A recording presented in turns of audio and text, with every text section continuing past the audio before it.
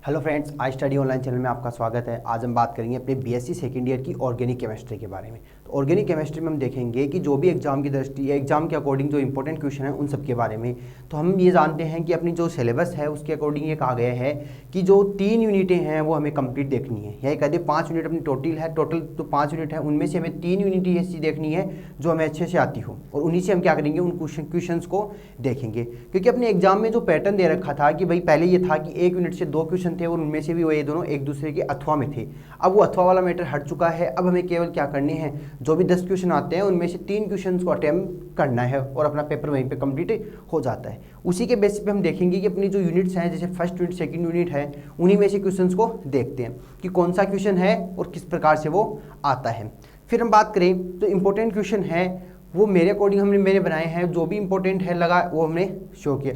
इसके साथ हम बात करें क्वेश्चंस के साथ साथ उनके आंसर भी देखेंगे, कंप्लीट उनकी रिएक्शंस देखेंगे, मैकेनिज्म है तो मैकेनिज्म देखेंगे, अगर कोई डायग्राम दे रखा है तो डायग्राम भी देखेंगे। तो चलिए हम बात करते हैं अपने आगे फर्स्ट क्वेश्चन से।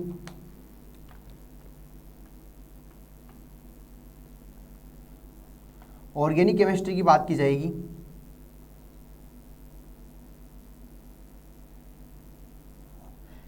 इसके अंदर सबसे पहले हम बात करें कि इसमें कुछ क्वेश्चंस हैं जिनमें फर्स्ट क्वेश्चन मेरा होगा बियर और लैम्बर्ट का नियम। बियर लैम्बर्ट का नियम। अब बात की जाए, हम यहाँ यूनिट के बारे में ना देख के केवल किसके बारे में देख रहे हैं, क्वेश्चंस के बारे में देख रहे हैं, और उसका फर्स्ट क्वेश्चन क्या है अपने पास, बियर एवं लैम्बर्ट का नियम। अब ये कहा गया बियर और लैम्बर्ट का नियम जो है वो किसके लिए दिया गया था, स्पेक्ट्रोस्कोपी के लिए दिया गया था। तो हमें पता है स्पेक्ट्रोस्कोपी हमने कौन से चैप्टर के अंदर पढ़ी थी, यूनिट नंबर फर्स्ट के अंदर पढ़ी थी, जिसको हमने क्या कहा था, इलेक्ट्रोमैग्नेटिक स्पेक्ट्रम। उसी के अंदर इसकी चर्चा की थी, बियर और लैम्बर्ट के नियम की। अब बात करते हैं सबसे पहले लैम्बर्ट नियम क्या होता है और बियर नियम क्या होता है। पहले अपने पास किसका नियम होगा, लैम्बर्ट का नियम। तो लैम्बर्ट का नियम क्या कहता है, कोई भी एक वर्णी प्रकाश उसको समांगी विलयन में, किसी भी एक वर्णी प्रकाश को समांगी विलयन में से गुजारने पर उसके अवशोषण की जो तीव्रता होती है वो आपतित विकिरण की तीव्रता के समानुपाती होती है। क्या कहता है कि भाई एक वर्णी जो प्रकाश हमने लिया है, एक वर्णी प्रकाश को समांगी विलयन में से, एक वर्णी प्रकाश को क्या करना है, एक वर्णी प्रकाश को समांगी विलयन में से गुजारने पर जो अवशोषण की विकिरणें होती है, अवशोषण की विकिरणों की तीव्रता की दर, क्या कर रहा है, एक वर्णी प्रकाश को समांगी विलयन में से गुजारने पर अवशोषण विकिरण की तीव्रता की दर, अवशोषण विकिरण की तीव्रता की दर, विकिरण की तीव्रता की दर जो होती है वो किसके समानुपाती होगी, आपतित विकिरण की तीव्रता की दर, आपतित विकिरण की तीव्रता के समानुपाती होगी। ये क्या होगा, इसकी डेफिनेशन किसके अकॉर्डिंग है, ये लैम्बर्ट के नियम के अकॉर्डिंग। तो सबसे पहले बात करें, लैम्बर्ट ने कौन सा प्रकाश लिया है, एक वर्णी प्रकाश लिया। एक वर्णी प्रकाश को समांगी विलयन में से गुजारने पर अवशोषण विकिरण या अवशोषण जो है, अवशोषण विकिरणें जो होती है उनकी तीव्रता की दर आपतित विकिरण की तीव्रता के समानुपाती होती है, आपतित विकिरण की तीव्रता के समानुपाती होती है। तो ये तो हमने बात कर ली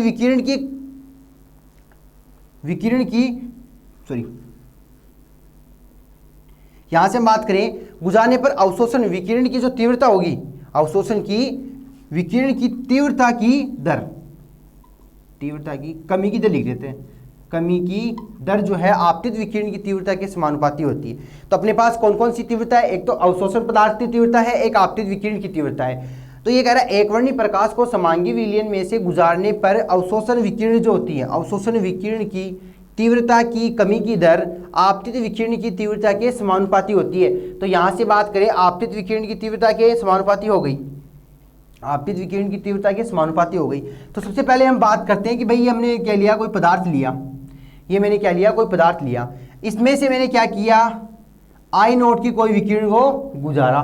जब ये विकिरण इस पदार्थ से होकर गुजरेगी तो कुछ विकिरणें क्या होंगी, बाहर भी निकलेंगी। इसको मैंने क्या माना, आई टी। ये तो क्या है, पारगमित विकिरण,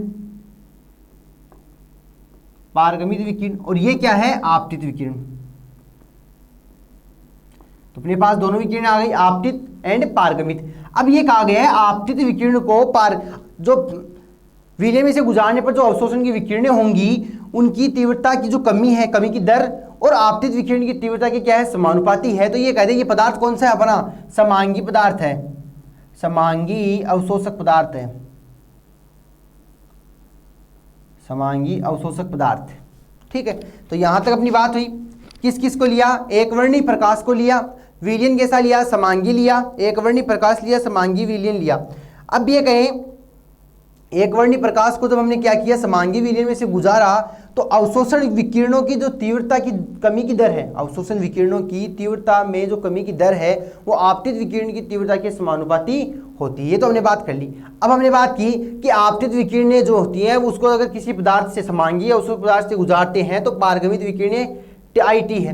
तो आपतित विकिरण क्या थी, आई नॉट, और पारगमित क्या हो गई, आई टी। अब ये कह रहा है तो अपने पास क्या आया, I D I upon D x, इसका क्या करोगे, ये कह रहा है समानुपाती होती है किसके, आपतित विकिरण के। तो समानुपाती किसकी हो गई, आई की हो गई, समानुपाती किसकी हो गई, आई के। तो इसको सोल्व करोगे तो क्या आ जाएगा, D I upon D x के आई। यहां से आई को मैं इधर ले लूँ तो मेरे पास क्या बचा, डी आई अपॉन आई के डी एक्स। इसको मैंने क्या माना, समीकरण नंबर 1 माना। ठीक है, अब ये कहें समीकरण 1 का समाकलन करने पर क्या कहोगे, समीकरण 1 का समाकलन करने पर। तो समीकरण 1 का समाकलन किसके अकॉर्डिंग करोगे, तो मैं कह दूं आई बराबर क्या है, पहले आई नोट और फिर क्या आ गया आई टी, एक्स बराबर क्या हो गया 0 और एक्स बराबर एक्स। तो एक बार तो क्या लिखोगे, आई बराबर आई नोट और आई बराबर आई टी, एक्स बराबर क्या है 0 तो एक्स बराबर एक्स। अब बात करें इसका समाकलन हम कर रहे हैं तो क्या लिखोगे, समाकलन डी आई अपॉन आई कहाँ से कहाँ तक है, आई नोट से आई टी तक, आगे क्या हो जाएगा के डी एक्स, एक्स बराबर 0 पे है तो एक्स बराबर एक्स तक। अब यहाँ से बात करें तो के तो क्या है, कॉन्स्टेंट, तो ये तो क्या हो जाएगा बाहर की साइड, तो इसको क्या यहाँ लिख देते हैं D I upon I, I note I T के डी एक्स, और यहाँ क्या आ गया एक्स बराबर एक्स, एक्स बराबर 0। अब बात की जाए तो डी इसका तो क्या हो जाएगा एक्स हो जाएगा और इसका क्या हो जाएगा आई टी अपॉन आई। तो यहाँ पे अपने पास क्या हो जाएगा एल एन। तो यहाँ कहें, यहाँ से हम बात कर लेते हैं, ये आपने देख लिया कि आपतित विकिरण की तीव्रता के समानुपाती है तो हमने लिया D I upon D x, समानुपाती के साथ में क्या लगाया, आई लगाया, समानुपाती के साथ में क्या लगा दिया, आई लगा दिया। अब बात की जाए जैसे समानुपाती के साथ में समानुपाती का सिंबल हटाओगे तो क्या आएगा के क्या है अपने पास एक कांस्टेंट है। फिर हम बात करें कि आई को यदि मैं यहाँ शिफ्ट कर देता हूँ डी एक्स में यहाँ लेता हूँ तो डी एक्स यहाँ आ गया, आई नीचे, इसको समीकरण नंबर 1। फिर मैंने कहा समीकरण नंबर 1 का मैंने क्या किया है, समाकलन किया। तो हमने जो ये समीकरण नंबर 1 के लिए क्या लिखा, आई का मान जो है वो आई नोट भी है और आई टी। तो आई नोट से कहाँ पहुँचा, आई टी तक, एक्स का मान 0 से कहाँ पहुँच गया, एक्स पर। ये हमने शो कर दिया, इसका हमने समाकलन किया, कॉन्स्टेंट को हमने बाहर निकाल दिया। अब आगे वैल्यू निकालते हैं तो अपने पास इसका तो क्या हो गया, minus L N I T upon I naught, minus L N I T upon I naught, और यहाँ क्या आ जाएगा के एक्स, यहाँ क्या आ गया के एक्स। के एक्स क्यों आया, डी एक्स का समाकलन क्या हो गया, एक्स हो गया, और जो डी आई अपॉन आई था उसका समाकलन हमने क्या करवा लिया, आई नोट अपॉन आई टी करवा लिया। अब बात की जाए अपने पास यहाँ ये माइनस तो साथ में चल रहा है, अब मैं कह दूँ एल एन लेता हूँ, एल एन लेता हूँ तो आई नोट अपॉन आई टी आ जाता है। फिर आगे क्या हो जाएगा के एक्स। अब मैं कह दूं आगे अगर मैं यदि इस एल एन को हटाए तो मेरे पास क्या है आई नोट आई टी और के एक्स, और जैसे ही मैं यहाँ से आई नोट की वैल्यू निकालता हूँ, ओनली फॉर आई नोट अगर निकालना है, आई नोट को क्या माना है, आपतित विकिरण की तीव्रता मानी, और यदि आई नोट की वैल्यू निकालता हूँ तो आई टी क्या हो जाएगा, इसके आगे चला जाएगा। तो मेरे पास यहाँ क्या आ जाएगा, आई नोट आई टी को इसके सापेक्ष ई माइनस के एक्स, आई नोट आई T E minus K x, आई नोट ये कहते हैं ई माइनस के एक्स में अब अपने पास वैल्यू आ जाएगी। यहाँ से मैं कह सकता हूँ जो अपने पास समीकरण नंबर, इसको हमने एक माना है तो इसको मान लेते हैं 2 नंबर। तो समीकरण नंबर 2 क्या है, लैम्बर्ट नियम का गणितीय निरूपण है, लैम्बर्ट नियम का गणितीय निरूपण है। यहाँ से हमने बात की थी कि एक वर्णी प्रकाश को समांगी विलयन में से गुजारने पर, समांगी विलयन में से गुजारने पर अवशोषक दो विकिरणें होती है। अवशोषक विकिरणों की जो तीव्रता की कमी की दर है, अवशोषण विकिरणों की तीव्रता की कमी की दर आपतित विकिरण की तीव्रता के समानुपाती होती है। वहां से हमने बात की सबसे पहले कि ये di/dx जो है नेगेटिव में, वो समानुपाती किसके, आई के। फिर यहाँ से समानुपाती रहोगे तो क्या आया, यहाँ से आई और dx में क्या करवाया, एक्सचेंज, तो ये अपने पास समीकरण नंबर 1 आई। समीकरण नंबर 1 का हमने क्या करवाया, समाकलन करवाया। समाकलन जब करवाओगे तो I naught I T E minus K X अपने पास वैल्यू प्राप्त हो जाएगी। और यहाँ से अगर मैं यहाँ पे आई टी की वैल्यू लिखता हूँ, आई टी की वैल्यू निकालता हूँ, तो ये मेरे पास आई टी आ जाएगा और ये मेरे पास आई नॉट आ जाएगा, तो भी कोई दिक्कत नहीं है। तो ये दोनों रिएक्शन क्या होंगे, एक दूसरे से रिलेटेड। हम इन्हीं को क्या मानते हैं, लैम्बर्ट के गणितीय निरूपण मानते हैं, या कहते हैं लैम्बर्ट नियम का जो गणितीय निरूपण है वो है ये। अब बात करते हैं, ये तो था लैम्बर्ट का नियम। जब लैम्बर्ट का नियम दिया गया उसमें बियर ने क्या की, कुछ चेंजेज कर दिया गया। लैम्बर्ट के नियम में बियर ने क्या किया, कुछ चेंजेज किया और उसने अपना नियम दिया गया और उसे क्या कहा, बियर का नियम। और ये इन दोनों को साथ में हम क्या कहते हैं, बियर लैम्बर्ट का नियम भी कहते हैं। अब बात करते हैं हम बियर के नियम की। इंपॉर्टेंट क्वेश्चन है, एग्जाम में पूछा जा सकता है।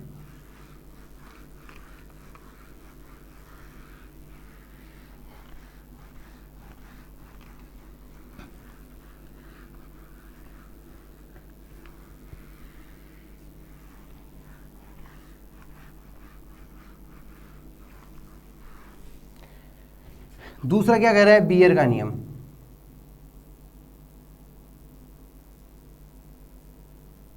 बढ़िया रहे हम, इंपॉर्टेंट क्वेश्चंस। बियर का नियम क्या कहता है, बियर के नियम, या बियर साइंटिस्ट जो बियर हुआ था उसने क्या किया, लैम्बर्ट के नियम में ही कुछ चेंजेस किया।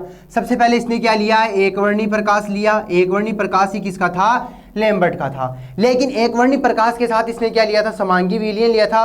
और इसने क्या किया, जो समांगी विलयन था, ये कहते हैं उसके समांगी अवशोषक पदार्थ था, उसके साथ क्या लिया, तनु विलयन भी लिया। तो हम ये कह सकते हैं एक वर्णी प्रकाश को, एक वर्णी प्रकाश जो विकिरण है उनको अवशोषक माध्यम, या कहते हैं अवशोषक जो पदार्थ है उसमें से गुजारेंगे तो क्या लेंगे, समांगी व तनु विलयन लेंगे। एक वर्णी प्रकाश को क्या करोगे, एक वर्णी प्रकाश को ही हम क्या करेंगे, यहां से गुजारेंगे। तो ये कह रहे हैं एक वर्णी प्रकाश विकिरण को, एक वर्णी प्रकाश के विकिरणों को अवशोषक माध्यम, एक वर्णी प्रकाश की विकिरणों को अवशोषक माध्यम, या जो पदार्थ लिया गया जो समांगी अवशोषक पदार्थ है वो है, तो अवशोषक माध्यम या कहते पदार्थ समांगी व क्या होना चाहिए, तनु विलयन। क्या कह रहे हैं, एक वर्णी प्रकाश को, या एक वर्णी प्रकाश की विकिरणों को, एक वर्णी प्रकाश की विकिरणों को अवशोषक पदार्थ समांगी व तनु विलयन में से गुजारने पर विकिरण की तीव्रता की कमी की दर, तीव्रता की कमी की दर आपतित विकिरण व सांद्रता के समानुपाती होता है। किसके समानुपाती होता है, सांद्रता के समानुपाती होता है।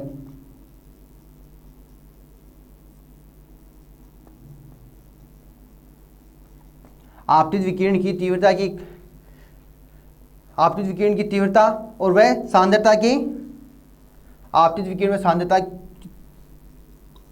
तीव्रता के समानुपाती होता है। तो यहां से मैं क्या लिखा कि एक वर्णी जो प्रकाश है उसको समांगी माध्यम व तनु विलयन में से गुजारने पर जो विकिरण की तीव्रता में जो कमी की दर है, विकिरण की तीव्रता में जो कमी की दर है वो आपतित विकिरण व सांद्रता की तीव्रता की क्या होती है, समानुपाती होती है। तो हम ये कह सकते हैं आपतित विकिरण की तीव्रता भी है और सांद्रता की तीव्रता भी है। आपतित विकिरण की तीव्रता व सांद्रता के गुणनफल के, या कहते आपतित विकिरण जो है, यहां से इसमें आपतित विकिरण की तीव्रता व,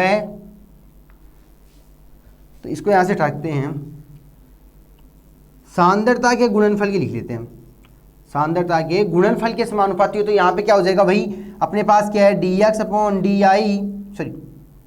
D I upon D x, ये माइनस में, इसको क्या लिखो समानुपाती। अब ये कह रहा है आपतित विकिरण की तीव्रता I प्लस में क्या है सांद्रता, तो ये क्या बन गई कंसंट्रेशन। तो इन दोनों के क्या होगा समानुपाती होगा। वही अपने पास क्या है D I upon D x के आई सी, फिर मैं क्या कर दूँ डी आई अपॉन आई, यहाँ क्या हो जाएगा के सी डी एक्स, इसको क्या माना समीकरण नंबर 1 माना, के सी डी एक्स इसको क्या मान लिया समीकरण नंबर 1 मान लिया। अब बात करते हैं समीकरण नंबर 1 का क्या करवा दो, वही समाकलन करवा दो। समीकरण 1 का समाकलन, समीकरण 1 का समाकलन करवाया जाएगा तो अपने पास क्या क्या प्राप्त हो जाएगा, इसकी बात की जाए डी आई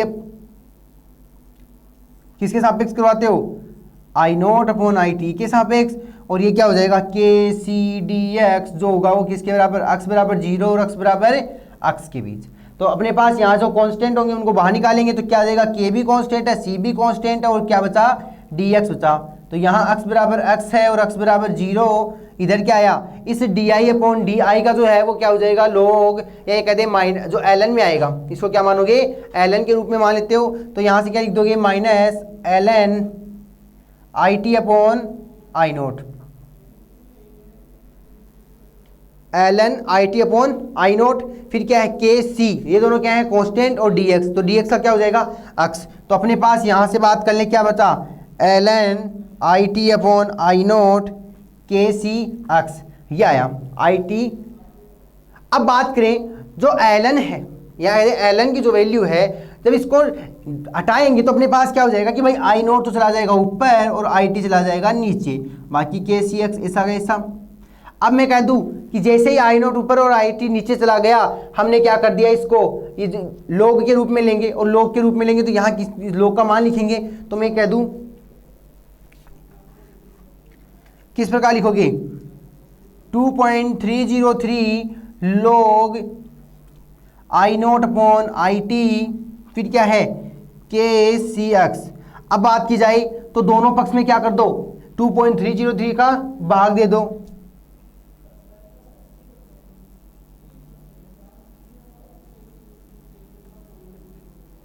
दोनों तरफ या दोनों पर क्या कर दो 2.303 से भाग देने पर, जैसे ही भाग देंगे तो यहाँ पे भी आएगा और यहाँ पे भी आएगा, तो ये दोनों तो क्या होंगे नेगलेक्ट हो जाएंगे और ये बच जाएगा। जैसे ये बचेगा अपने पास क्या बचेगा, इसको हम बात करते हैं यहाँ पे। अब बात करें जैसे यहाँ पे भाग दे देंगे अपने पास क्या बच जाएगा, तो यहाँ तो बचेगा आई नोट अपॉन आई टी, आई क्या बचेगा के अपॉन 2.303 और सी एक्स, ये बचेगा। अब बात की जाए यहाँ पे अपने पास क्या है आई नोट आई टी, किसकी वैल्यू है लोग के साथ में है। अब मैं कहूँ इस लोग आई नोट अपॉन आई टी, इसको तो क्या कहते हैं ए कहते हैं, इसको क्या कहते हैं ये कहते हैं, और सी एक्स कहते हैं। जहाँ पे ए क्या है अब मोलर अवशोषण गुणांक है, समेशन क्या है मोलर अवशोषण गुणांक है, सी क्या है कंसंट्रेशन है, अक्स के पक्ष में हमने क्या लिया है समाकलन करवा दिया। तो ये अपने पास क्या आ जाएगा बियर लैम्बर्ट का नियम आया। इंपॉर्टेंट क्वेश्चन था, बियर एंड लैम्बर्ट ने दोनों ने क्या किया था अपने अपने रूल दिए। पहले नियम किसने दिया था लैम्बर्ट ने दिया, लैम्बर्ट का जो नियम आया था उसमें कुछ सुधार किया गया, और किसने दिया बियर का नियम दिया। लैम्बर्ट के नियम में क्या चेंजेस किया गया, लैम्बर्ट ने कहा था केवल समांगीय अवशोषक पदार्थ, और बियर ने उसके साथ क्या कर दिया तनु विलयन को ऐड कर दिया।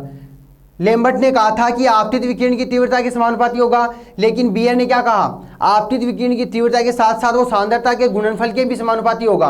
कहने का मतलब वहां आई के साथ सी को भी ऐड कर दिया गया। इन दोनों के जो चेंजेस हुए उसी को हम क्या कहते हैं बियर लैम्बर्ट का नियम कहते हैं। तो यहां तक अपना फर्स्ट क्वेश्चन जो था इंपॉर्टेंट क्वेश्चन में वो कंप्लीट हो जाता है। सेकंड क्वेश्चन की हम बात करेंगे इलेक्ट्रॉनिक ट्रांजिशन के बारे में। सेकंड क्वेश्चन है अपना इलेक्ट्रॉनिक ट्रांजिशन।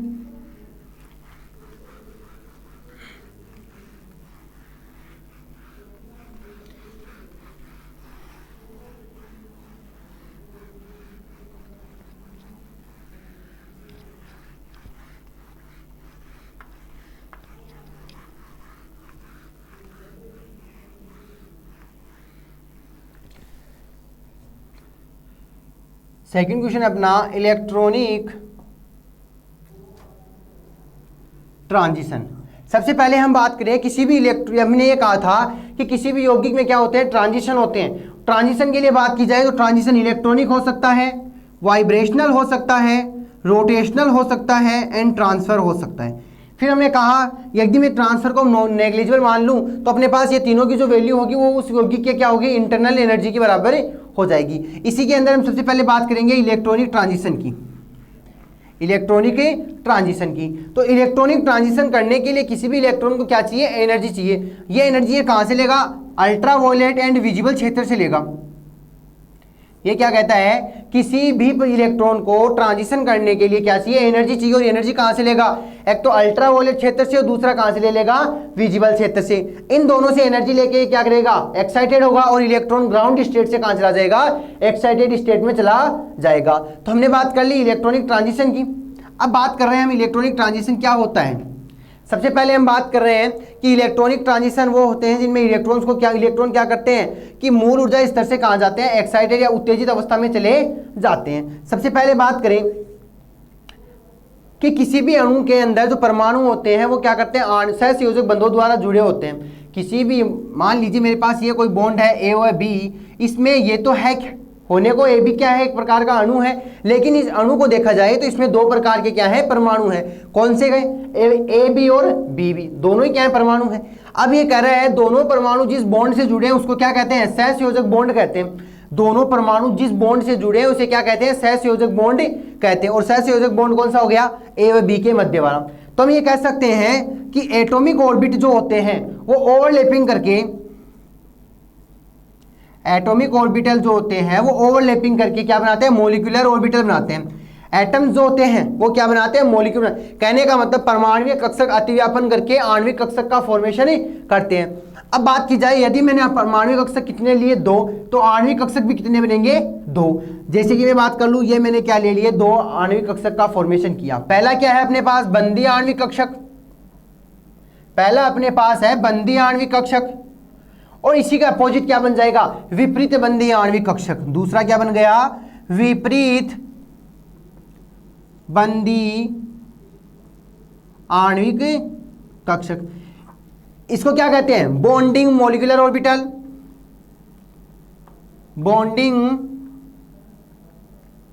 Molecular orbital. इसको क्या कहोगे, विपरीत का मतलब एंटी, तो यह क्या लिख दोगे, एंटी बॉन्डिंग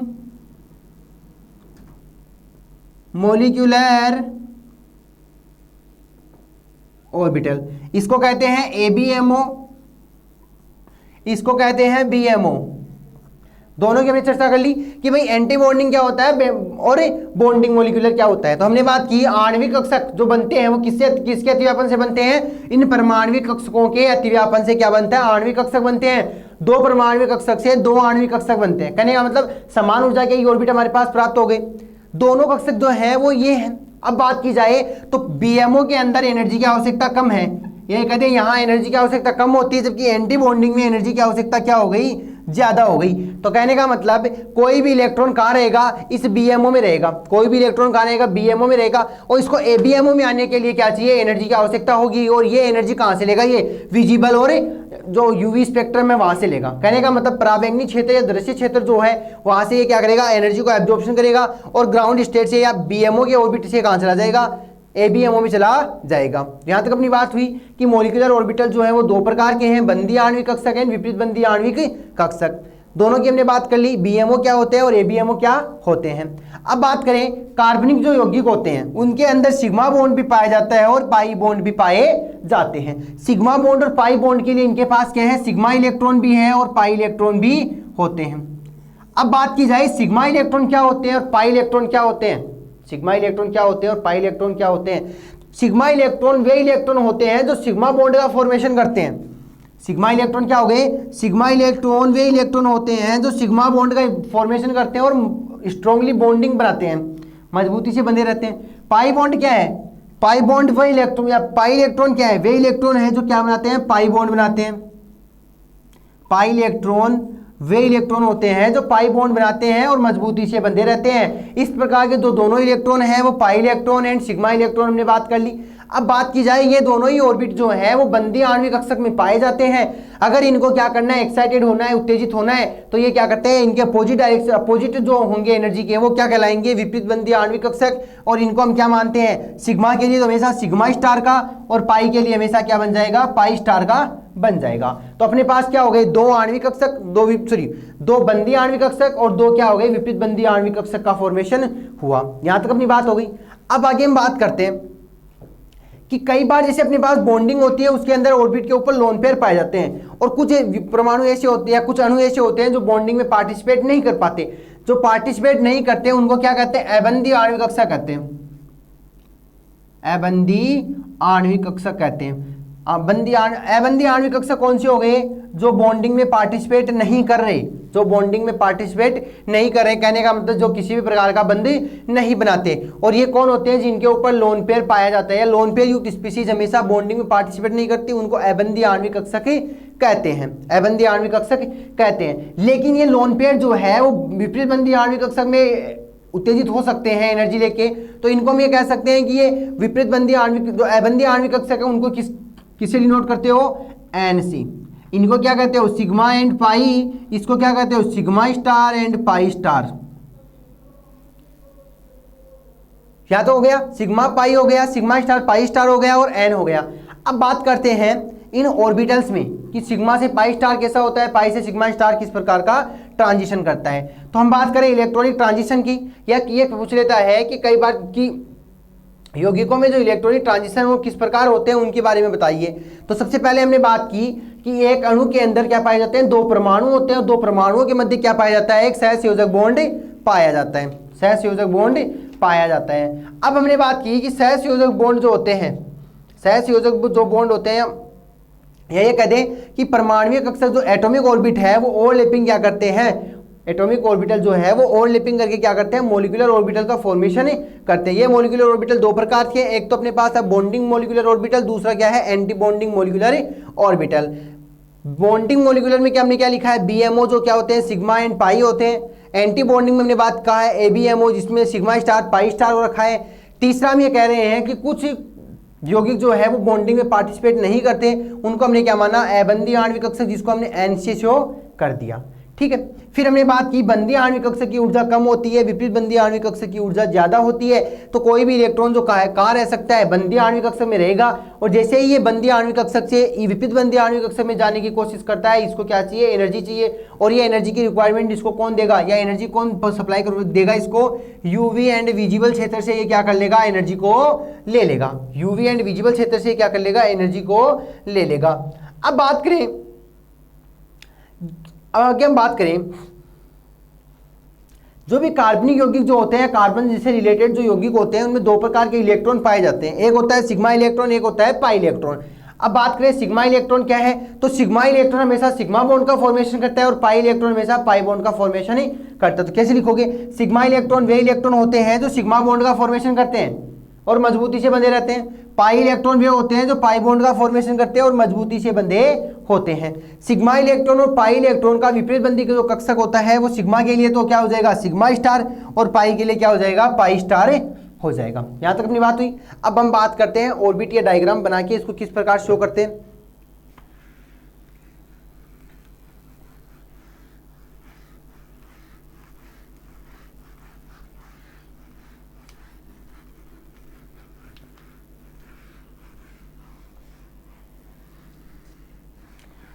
सिग्मा और जो अपने पास जो ट्रांजिशन होता है वो किस प्रकार से होता है, उनकी हमें बात करनी है। सबसे पहले अपने पास जो ट्रांजिशन है वो कैसा है,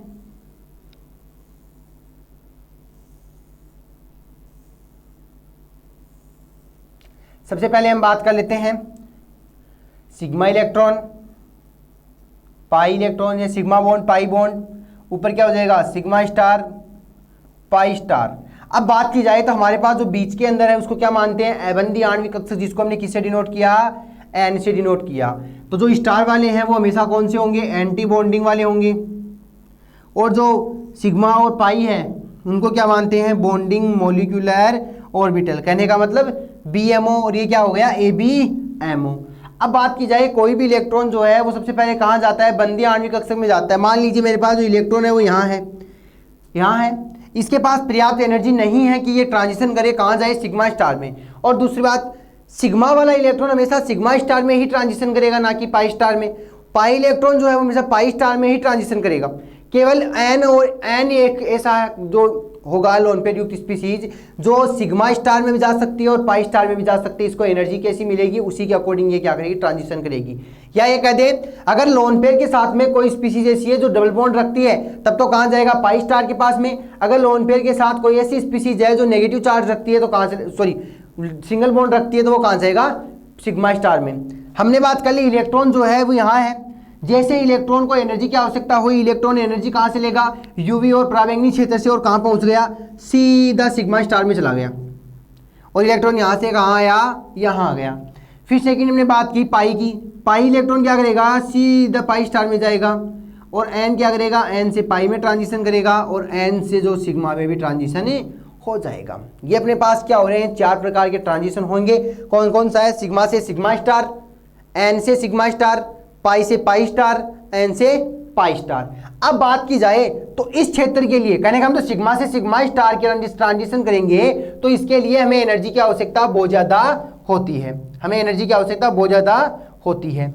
अब बात करें जितनी ज़्यादा एनर्जी होगी, जितनी ज़्यादा एनर्जी होगी, लैम्डा मैक्सिमम का मान उतना ही क्या होगा, कम होगा। कहने का मतलब अवशोषण बैंड हमें उतने ही कम उतने ही कम मान पे प्राप्त होंगे। जितनी ज़्यादा एनर्जी बढ़ेगी लैम्डा मैक्सिमम का मान उतना ही कम होगा। कहने का मतलब अवशोषण बैंड में हमें लो कंडीशन पे मिलते जाएंगे। अब बात करें इस इलेक्ट्रॉन को यहाँ तक जाने के लिए एनर्जी की आवश्यकता बहुत ज़्यादा है, तो इसका जो लैम्डा मैक्सिमम का मान होगा वो क्या होगा, बहुत ही कम होगा। जबकि एन से सिग्मा स्टार, एन से जो पाई स्टार का जो ट्रांजिशन है उसको एनर्जी की आवश्यकता बहुत कम है, तो इसके लिए लैम्डा मैक्सिमम का मान क्या होगा, उच्च होगा। लैम्डा मैक्सिमम का मान उच्च या निम्न के मतलब क्या है कि अवशोषण बैंड जो है वो हमें कम तरंग दैर्ध्य पे प्राप्त होते हैं या उच्च तरंग दैर्ध्य पे प्राप्त होते हैं। किस पर डिपेंड कर रहा है, इस एनर्जी पे डिपेंड कर रहा है कि इलेक्ट्रॉन या ट्रांजिशन के लिए कितनी एनर्जी की रिक्वायरमेंट हुई, इलेक्ट्रॉन को कितनी एनर्जी की आवश्यकता हुई। अब बात करें सबसे पहले अपने पास ट्रांजिशन कौन सा है, सिग्मा से सिग्मा स्टार का ट्रांजिशन है। सिग्मा से सिग्मा स्टार ट्रांजिशन करने के लिए सबसे पहले ये पता होना चाहिए कि सिग्मा से सिग्मा स्टार करने के लिए दो बॉन्ड कैसे होते हैं, सिंगल बॉन्ड। सिंगल बॉन्ड के लिए अपने पास क्या होता है, एल्केन, साइक्लो एल्केन, ये कुछ एग्जांपल्स अपने। तो ये कह सकते हैं एल्केन साइक्लो एल्केन के ही अंदर क्या होता है, सिग्मा से सिग्मा स्टार का ट्रांजिशन पाया जाता है। सिग्मा से सिग्मा स्टार का ट्रांजिशन एल्केन साइक्लो एल्केन में मिल रहा है, तो अपने पास ये कह सकते हैं इसके लिए एनर्जी की आवश्यकता ज़्यादा हुई, इस ट्रांजिशन के लिए एनर्जी ज़्यादा चाहिए। ट्रांजिशन के लिए एनर्जी ज़्यादा चाहिए तो लैम्डा मैक्सिमम का मान क्या हो गया, उतना ही कम हो गया। लैम्डा मैक्सिमम का मान उतना ही कम हो गया। अब बात करें एनर्जी की रिक्वायरमेंट जितनी ज़्यादा होती है लैम्डा मैक्सिमम का मान उतना ही कम होता जाता है, और ये अपने पास क्या हो गया, ट्रांजिशन हो गया। ये तो था फर्स्ट सिग्मा से सिग्मा स्टार। सेकंड हम बात करते हैं सिग्मा से एन स्टार की। दूसरा अपने पास क्या हो गया, सिग्मा से एन स्टार या एन से सिग्मा स्टार में ट्रांजिशन होगा। अब बात की जाए तो एन क्या है, लोन पेयर युक्त है, और सिग्मा स्टार इसका मतलब यहाँ क्या होंगे, लोन पेयर युक्त स्पीसीज और साथ में क्या हो, जिनमें सिंगल बॉन्ड पाया जाता हो। अब बात करते हैं एनर्जी की। तो हम बात करें कि सिग्मा से सिग्मा स्टार के से एनर्जी की आवश्यकता क्या हुई, कम हुई। भाई ये क्षेत्र जो है इतना बड़ा है, यहाँ तक तो लिए इसकी एनर्जी की आवश्यकता क्या होगी, कम होगी। लेकिन मैं कह दूं कि एन से सिग्मा स्टार से इसमें पाई से पाई स्टार के लिए एनर्जी की आवश्यकता क्या हुई, ज़्यादा हो गई। इससे तो ज़्यादा है लेकिन इससे कम है। कहने का मतलब सिग्मा से सिग्मा स्टार में ट्रांजिशन करने में जो एनर्जी लगी थी उससे थोड़ी कम एनर्जी प्राप्त होगी। तो इसके लिए हम क्या लिखेंगे, भाई एनर्जी का मान थोड़ा कम होता जाएगा तो लैम्डा मैक्सिमम उससे थोड़ा ऊपर बढ़ता जाएगा। जैसे जैसे लैम्डा मैक्सिमम का मान बढ़ेगा एनर्जी का मान कम होता जाएगा। तो सेकंड हो गया एन से सिग्मा स्टार। तो जो एन से सिग्मा स्टार है और सिग्मा से सिग्मा स्टार है, दोनों ही प्रकार के जो यौगिक होंगे वो ट्रांजिशन कौन से यौगिकों के साथ करता है, इनमें सिंगल बॉन्ड पाए जाते हैं। संतृप्त यौगिक जो होंगे उनमें क्या होता है, इस प्रकार के ट्रांजिशन पाए जाते हैं। थर्ड जो अपने पास है वो क्या होगा, पाई से पाई स्टार का। पाई से पाई स्टार का जो ट्रांजिशन है उसके लिए हम क्या कहेंगे कि सिग्मा से सिग्मा स्टार व एन से सिग्मा स्टार के लिए जो ट्रांजिशन है उससे कम एनर्जी की आवश्यकता होती है। अब ये कहते हैं तीसरे में एनर्जी की आवश्यकता कम है तो लैम्बडा मैक्सिमम का मान क्या हो गया, इन दोनों से ज़्यादा हो गया। ठीक है, इस जो जब भी पाई इलेक्ट्रॉन पाया जाएगा तो इसका मतलब यहाँ क्या होंगे, double bond and triple bond युक्त कंपाउंड होंगे। कहने का मतलब अनसेचुरेटेड जो कंपाउंड होंगे या ये कहते हैं असंतृप्त जो यौगिक होंगे उसी के अंदर क्या पाया जाता है, सिग्मा से सिग्मा स्टार का ट्रांजिशन पाया जाता है।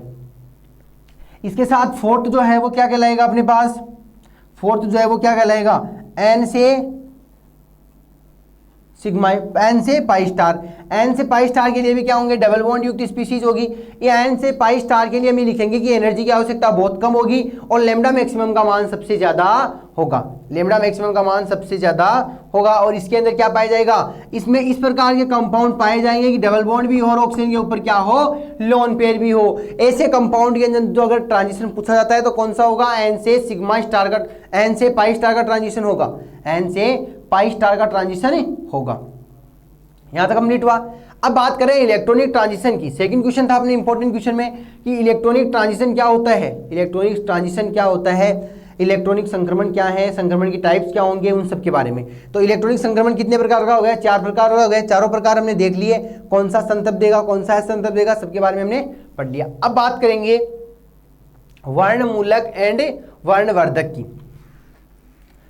थर्ड क्वेश्चन अपना,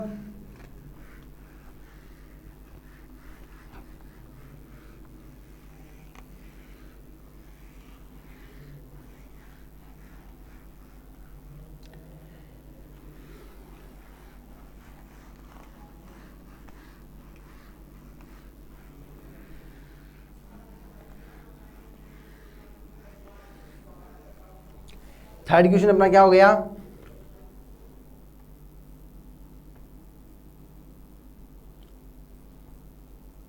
वर्णमूलक व वर्णवर्धक।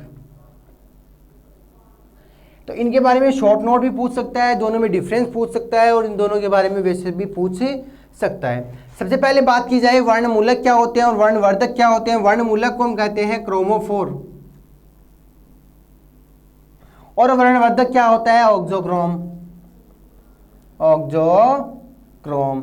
सबसे पहले कहा जाए वर्णमूलक के बारे में चर्चा करते हैं। वर्णमूलक को क्या कह रहे हैं, क्रोमोफोर। और नॉर्मली हम ये कहते हैं वर्णमूलक का मतलब होता है जो रंग देता है। सबसे पहले बात करें, क्रोमोफोर जो है एक ग्रीक भाषा का वर्ड है। क्रोमोफोर जो है एक ग्रीक भाषा का वर्ड है जिसका मतलब क्या होता है, क्रोमो प्लस फोर। क्रोमो का मतलब होता है रंग और फोर का मतलब होता है धारण करना। कहने का मतलब वे यौगिक जो रंग को धारण करते हैं रंग वर्णमूलक कहलाते हैं। वे यौगिक जो रंग को धारण करते हैं या वे यौगिक जिसमें या वे यौगिक या किसी यौगिक में उपस्थित ऐसे समूह जो क्या करते हैं, रंग देते हैं। किसी यौगिक में उपस्थित ऐसे समूह जो क्या करते हैं, रंग देते हैं, रंग देने के लिए उत्तरदायी होते हैं, क्या कहलाएंगे, क्रोमोफोर कहलाएंगे। अब बात की जाए वे यौगिक, कौन से यौगिक जो रंग प्रदान करने की क्षमता रखते हैं, कौन से हो सकते हैं, असंतृप्त यौगिक हो सकते हैं। कौन से होंगे, असंतृप्त यौगिक होंगे। असंतृप्त का मतलब जिनमें डबल बॉन्ड पाया जाता है, जिनमें क्या पाया जाता है, डबल बॉन्ड पाया जाता है। इसके बाद आगे हम बात कर लेते हैं, ये हो गया। इसके अलावा अपने पास कौन कौन से समूह हैं, जैसे कि मैं बात करूं एन डबल बॉन्ड है, एन ये भी क्या अपने पास डबल बॉन्ड युक्त है। इसके अलावा कार्बोनिल कंपाउंड है, एसिल कंपाउंड है, कीटोनिक कंपाउंड है, एल्डिहाइड है, सारे के सारे क्या है, कार्बोनिल युक्त है। कहने का मतलब CO समूह युक्त है, डबल बॉन्ड युक्त कंपाउंड है। तो हम ये कह रहे हैं असंतृप्त यौगिक ही क्या है, वर्णमूलक है, क्रोमोफोर है, जो रंग देने की कैपेसिटी रखते हैं। असंतृप्त यौगिकों की हमने चर्चा कर ली, यौगिकों के एग्जाम्पल हमने लिख लिए। दूसरा अब ये कह रहे हैं कि इसके अंदर ये क्रोमोफोर जो पाया जाता है उसके अंदर एग्जाम्पल के लिए अब ये कहें कि इसके अंदर जो इलेक्ट्रॉन्स होते हैं वो पराबैंगनी क्षेत्र से एनर्जी लेके क्या करते हैं, ट्रांजिशन करते हैं। इलेक्ट्रॉन जो है पराबैंगनी क्षेत्र से क्या करेंगे, इलेक्ट्रॉन एनर्जी लेंगे और ट्रांजिशन करेंगे। तो नॉर्मली ये कहा जाता है कि क्रोमोफोर के अंदर कौन कौन से ट्रांजिशन पाए जाते हैं। तो हमने अभी पढ़ा है 4 प्रकार के ट्रांजिशन है। डबल बॉन्ड युक्त जहां भी होंगे उसमें कौन कौन सा ट्रांजिशन है, तो पहला तो अपने पास डबल बॉन्ड है, दूसरा क्या है, ऑक्सीजन के ऊपर लोन पेयर है। तो 2 प्रकार की पॉसिबिलिटी हो सकती है, कौन कौन सी है, एक तो है एन से पाई स्टार वाली और दूसरा क्या है, पाई से पाई स्टार वाली। कहने का मतलब ये दोनों क्या पाए जाएंगे, यहाँ ट्रांजिशन पाए जाएंगे। किसके अंदर है ये, क्रोमोफोर के अंदर है। तो क्रोमोफोर के अंदर दो प्रकार के क्या है, ट्रांजिशन है, एन से पाई स्टार का और पाई से पाई स्टार का। इसके अलावा हमने बात कर ली कि वर्णमूलक जो है वो ऐसे यौगिक होते हैं जो रंग देने की क्षमता रखते हैं। जो क्रोमोफोर है वो एक ग्रीक भाषा का वर्ड है जिसमें क्रोमो का मतलब रंग होता है और फोर का मतलब होता है धारण करना।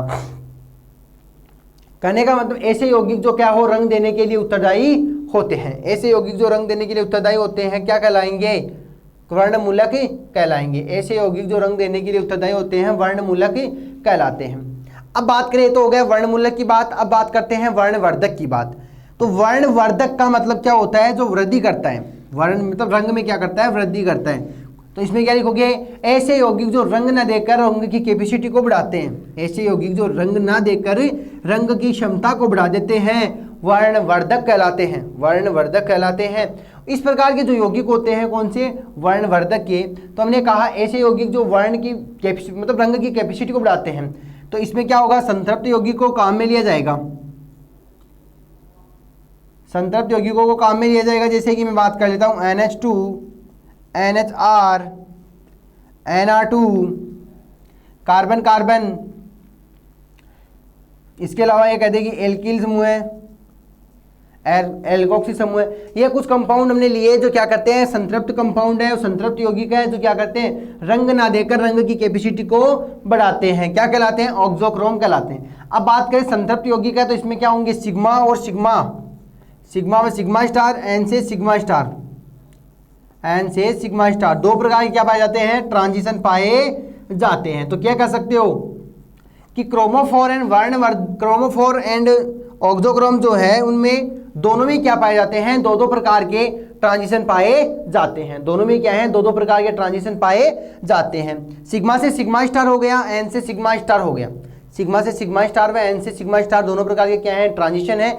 और ये दोनों ट्रांजिशन के कारण ये क्या कर देते हैं, रंग देते हैं। यहाँ तो हो गया। अब बात करते हैं एग्जाम्पल लेके। मैंने एग्जाम्पल लिया है NO2,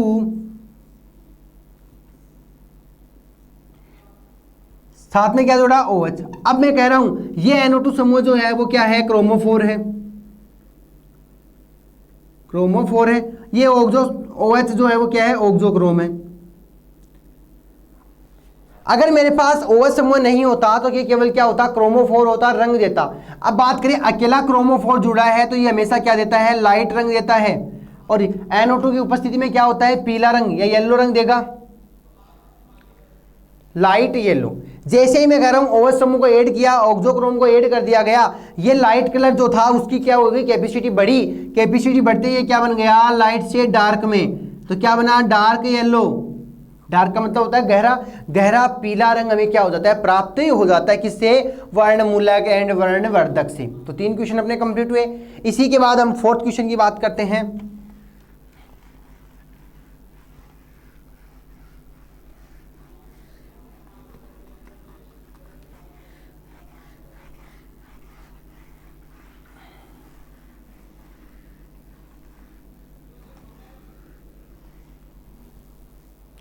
सबसे पहले बात करते हैं हम,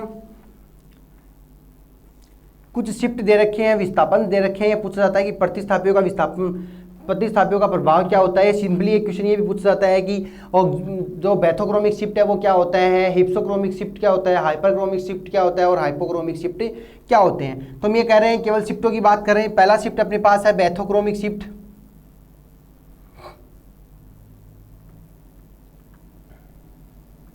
दूसरा अपने एक पास है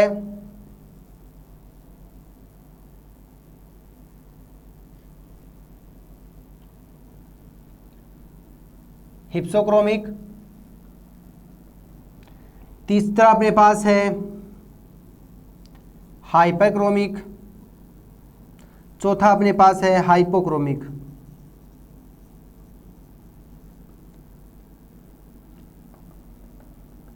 सबसे पहले हम बात करें बैथोक्रोमिक। बैथोक्रोमिक शिफ्ट क्या कहता है, वर्णोत्कृष्टि। इसको क्या कहते हो, वर्णोत्कृष्टि विस्थापन। इसको कहते हो वर्णोपकृष्टि विस्थापन, वर्णोत्कृष्टि, वर्णोपकृष्टि। फिर अपने पास क्या बच गया, हाइपरक्रोमिक एंड हाइपोक्रोमिक। इनको क्या कहते हैं, अतिवर्णक एंड अधोवर्णक। कहने का मतलब अतिवर्णक एंड अधोवर्णक, इसकी भी हमें चर्चा करनी है। तो सबसे पहले हम बात कर लेते हैं वर्णोत्कृष्टी, वर्णोपकृष्टी, दूसरा अपने पास अतिवर्णक एंड अधोवर्णक।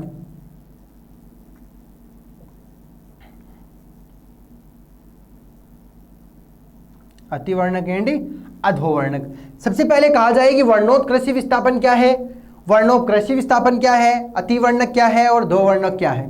4 प्रकार के विस्थापन है। साथ में कहा जाए तो bathochromic, hypsochromic, hyperchromic and hypochromic. तो ये कहता है बैथोक्रोमिक शिफ्ट को क्या कहते हैं, रेड शिफ्ट भी कहते हैं।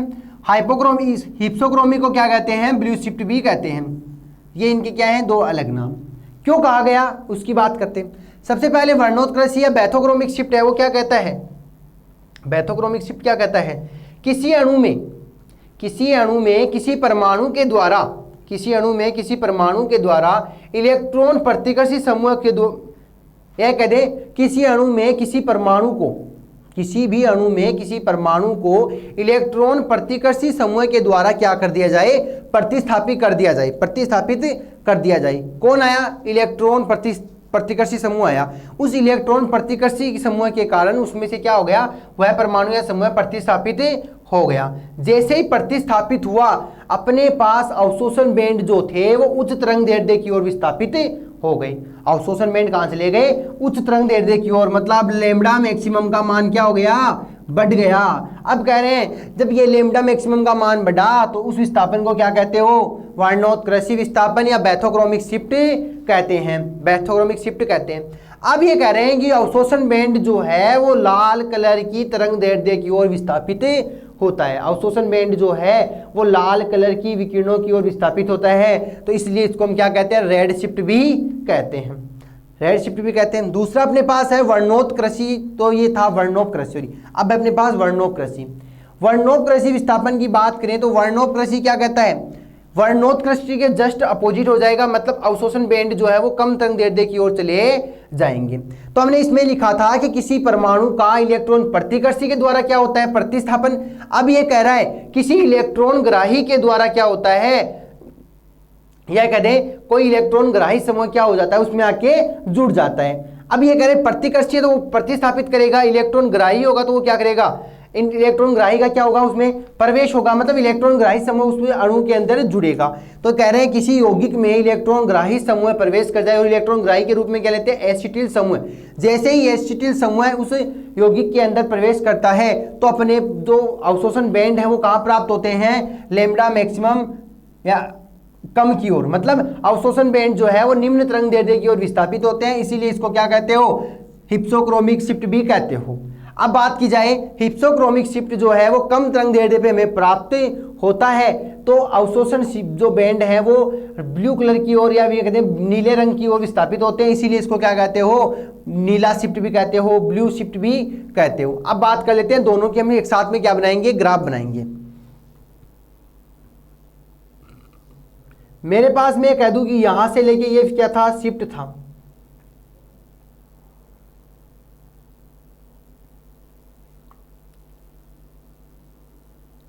ये क्या था, कोई शिफ्ट था। पहला अपने पास यहां से क्या आ जाएगा, अब्जॉर्प्शन, यहां क्या हो जाएगी, लैम्ब्डा मैक्सिमम का मान आ जाएगा। सबसे पहले ये कह रहा है बैथोक्रोमिक शिफ्ट क्या कहता था कि इलेक्ट्रॉन प्रतिकर्षी समूह के द्वारा क्या हो जाता है, प्रतिस्थापित हो जाता है, प्रतिस्थापन होता है, तो ये क्या जाएगा, उच्च तरंग दैर्ध्य की ओर। तो यहां से जो विस्थापन होगा वो कहां जाएगा, आगे की ओर खिसक जाएगा। मैंने कहा यहां से यहां तक पहुंच गया,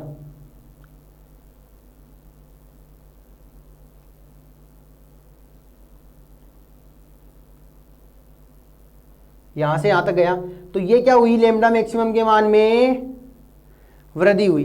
दूसरा कह रहा है हिप्सोक्रोमिक, जैसे ही ये विस्थापन कम होगा, इसका मतलब इस बार क्या होगा, यहां से यहां तक, तो ये विस्थापन में यहां तक आया तो इधर चला गया, लैम्ब्डा मैक्सिमम का मान क्या हो गया, कम हो गया। तो पहला था अपने पास वर्णोत्कृष्टी बैथोक्रोमिक शिफ्ट, दूसरा था अपने पास हाइप्सोक्रोमिक मतलब वर्णोत्कृष्टी विस्थापन, दोनों की हमने चर्चा की। अब बात करते हैं hyperchromic and hypochromic, hyperchromic and hypochromic. तो यहां से ये कह दें यदि किसी समूह में, किसकी बात करें, हाइपरक्रोमिक, यदि किसी समूह में या परमाणु में परिवर्तन हो जाए, किसी समूह या परमाणु में परिवर्तन हो जाए तो अपने पास जो अवशोषण बैंड की तीव्रता है वो क्या हो जाती है, बढ़ जाती है। ये कहते हैं समूह के परिवर्तन से क्या होगी, अवशोषण बैंड की तीव्रता बढ़ जाती है। जैसे ही हम उस परमाणु या समूह के अंदर कोई चेंजेस करते हैं, कोई परिवर्तन करते हैं, यदि अवशोषण बैंड की तीव्रता बढ़ती है तब तो क्या कहलाएगा, हाइपरक्रोमिक, और यदि अवशोषण बैंड की तीव्रता घटती है तब क्या कहलाएगा, हाइपोक्रोमिक। हाइपरक्रोमिक एंड हाइपोक्रोमिक दोनों की अपनी बात हुई। इसकी भी हम डायग्राम बनाते हैं, वही अपने पास डायग्राम है। ये कह रहा है कि ये मेरे पास क्या है, वो शिफ्ट है, ये ट्रांजिशन करता है, जो प्रतिस्थापन करता है। अब ये कह रहे हैं यदि हाइपरक्रोमिक है तो इसका मतलब हमने क्या किया है, परमाणु की तीव्रता में कुछ, परमाणु में क्या किया, कुछ परिवर्तन किया, जिससे उस अवशोषण बैंड की तीव्रता क्या हुई, बढ़ी। अवशोषण बैंड की तीव्रता मतलब बढ़ी का मतलब ये इस टाइप से गया, मतलब ये ऊपर की ओर खिसक गई, ठीक है, तब तो क्या होगा, हाइपरक्रोमिक होगा। अब ये दूसरा कह रहा है यदि अवशोषण बैंड की तीव्रता में क्या हो जाए, कमी हो जाए। हमने परमाणु में क्या किया, कुछ परिवर्तन किया जिससे अवशोषण बैंड की तीव्रता में कमी आई। जैसे ही कमी आएगी मेरे पास, मैं कह दूं अवशोषण बैंड जो है वो कहाँ चला गया, इधर नीचे की ओर शिफ्ट हो गया। कहने का मतलब ये नीचे की ओर चला जाएगा, अवशोषण बैंड जो है हमें नीचे की ओर प्राप्त हो जाएंगे। तो चार प्रकार के अपने पास शिफ्ट प्राप्त हुए, बैथोक्रोमिक देख लिया, हिप्सोक्रोमिक, हाइपरक्रोमिक एंड हाइपोक्रोमिक। ये चारों प्रकार के शिफ्ट क्या कहता है, दो हमने यहाँ लिए हैं। इसकी मैं बात करूं तो ये तो क्या है, हाइपोक्रोमिक, सॉरी हिप्सोक्रोमिक, ये क्या है, बैथोक्रोमिक। यहां ऊपर की बात करूं तो ये है हाइपरक्रोमिक, ये क्या है, हाइपोक्रोमिक। तो चारों प्रकार के शिफ्ट हमने ले लिए। एब्जॉर्प्शन अवशोषण विकिरणों का यहाँ क्या हो जाएगी, लैम्डा मैक्सिमम की वैल्यू आ जाएगी। तो यहां तक अपने 4 क्वेश्चन कंप्लीट हुए। बैथोक्रोमिक शिफ्ट हमने बात, जो शिफ्ट थे वो उसके बारे में चर्चा कर ली। अब बात करते हैं वुडवर्ड एंड फीजर का नियम। इसके बाद अपना नेक्स्ट क्वेश्चन क्या हो जाएगा, वुडवर्ड एंड फीजर का नियम। अब वुडवर्ड एंड फीजर का जो नियम है वो क्या कहता है, तो वुडवर्ड एंड फीजर ने कुछ जो डाइन्स दे रखी है, संयुग्मित डाइन्स दे रखी है, उनके कुछ एग्जाम्पल दिए होते हैं, उनका हमें क्या निकालना होता है, लैम्डा मैक्सिमम का मान निकालना होता है। हर एक रिंग के लिए इसका मान जो है वो अलग अलग होता है, तो उसी के अकॉर्डिंग हम इनकी बात करेंगे।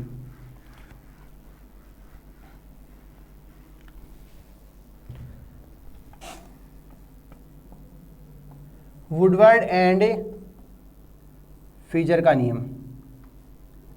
वुडवर्ड एंड फीजर के नियम के अकॉर्डिंग हम बात करें तो ये वुडवर्ड एंड फीजर का नियम किसके लिए दिया गया, संयुग्मित डाइइनों के लिए, डाइइनों के लिए।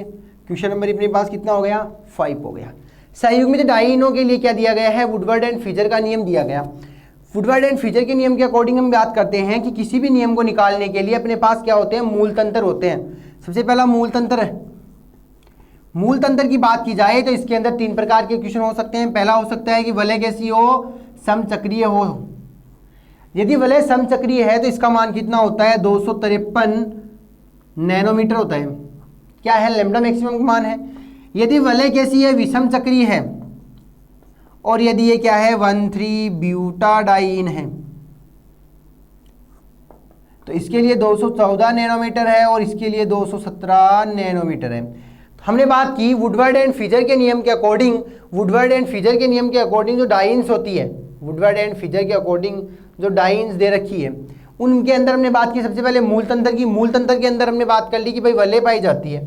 मूल तंत्र के लिए क्या पाई जाती है, वलय पाई जाती है। इन वलयों के अंदर हमने बात की समचक्रीय वलय हो सकती है, विषम चक्रीय हो सकती है, और 1,3 ब्यूटाडाइन भी हो सकता है, 1,3 ब्यूटाडाइन भी हो सकता है। अब बात करें इनका मान जो हमने लिखा है, समचक्रीय के लिए लैम्डा मैक्सिमम 253 नैनोमीटर है, विषम चक्रीय के लिए 214 है, और 1,3 ब्यूटाडाइन के लिए 217 है। अब बात करें चक्रीय वलयों की। यदि वलय समचक्रीय है तो किस प्रकार की होगी, और वलय विषम चक्रीय है तो किस प्रकार की होगी।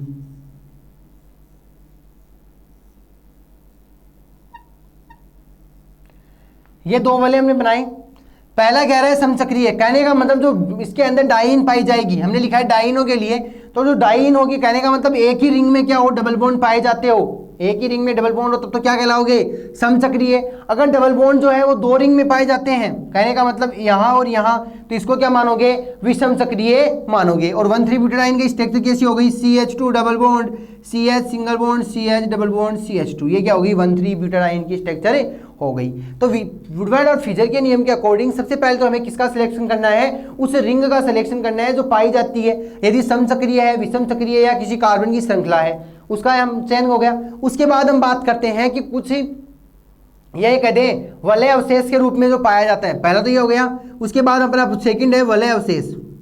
यदि कोई वलय अवशेष पाया जाता है तो एक वलय अवशेष का मान होता है 5 नैनोमीटर। सेकंड है, एक वलय अवशेष के लिए पाया जाता है तो 5 नैनोमीटर। उसके बाद हम बात करें बाह्य चक्रीय द्विबंध, क्या कह रहा है, बाह्य चक्रीय द्विबंध। कहने का मतलब यदि इस श्रृंखला के अंदर कोई डबल बॉन्ड भी दे रखा है बाहर की ओर तो उसका मान भी कितना होता है, 5 नैनोमीटर ही होता है। इसके बाद हम बात करें संयुग्मित या संयुग्मन बढ़ाने वाले द्विबंध का। चौथा क्या हो गया, संयुग्मन बढ़ाने वाला द्विबंध। संयुग्मन बढ़ाने वाला अगर द्विबंध दे रखा है तो उसका मान क्या होता है अपने पास, 30 नैनोमीटर। उसके बाद हम बात करते हैं प्रतिस्थापियों की। यदि इस रिंग में कोई प्रतिस्थापी जुड़े हैं तो उसका मान क्या होता है, तो उसकी बात करते हैं प्रतिस्थापी। सबसे पहले हम बात करें प्रतिस्थापी, यदि एल्किल ग्रुप है, क्या क्या दे रखा है, एल्किल ग्रुप दे रखा है तो 5, क्लोरीन ब्रोमीन दे रखा है तो 5, और अगर हम बात एल्किल ग्रुप के लिए 5, क्लोरीन ब्रोमीन मतलब हेलोजन दे रखा है तब भी 5। इसके अलावा हम बात करें यदि एल्कोक्सी समूह दे रखा है, एल्कोक्सी क्या हो गया OR, तो इसके लिए कितना होता है 6। इसके अलावा हम बात करें NH2 NR2, NH2 या फिर अगर NR2 दे रखा है, NH2 NR2 दे रखा है तो कितना हो जाएगा 60। NH2 या NR2 कहने का मतलब यदि कोई समूह दे रखा है NH2 और NR2 जुड़ा है तो उसके लिए कितना मान होगा 60 होगा। कहने का मतलब अगर बेंजीन रिंग से ये जो समचक्रीय वलय या विषम चक्रीय वलय से अगर ये समूह जुड़ा है तो नैनोमीटर में जो लैम्बडा मैक्सिमम का मान है वो कितना है 60। इसके अलावा मैं बात करूं यदि SR दे रखा है तो इसका मान क्या होता है 30। तो ये कुछ क्या है प्रतिस्थापियों के मान है जो हमने नैनोमीटर में लिखे हैं। किसके मान है, ये लैम्बडा मैक्सिमम के मान है।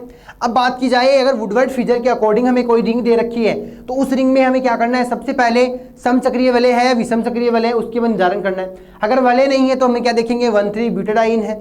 फिर देखेंगे कि इसमें वलय अवशेष कितने हैं, बाह्य अवशेष कितने हैं, या वलय अवशेष हमने बात कर ली, बाह्य चक्रीय द्विबंध कितने हैं वो उसकी बात करेंगे, संयुग्मन बढ़ाने वाला बंध कौन सा है और प्रतिस्थापी कौन कौन से जुड़े हैं उनके बारे में। तो इन सब के मान हमें पता है तो वैल्यू जो रिंग दे रखी होगी उसके अंदर ऐड करके इनकी लैम्बडा मैक्सिमम का मान हम निकाल लेंगे। तो यहाँ तक अपनी बात हो गई।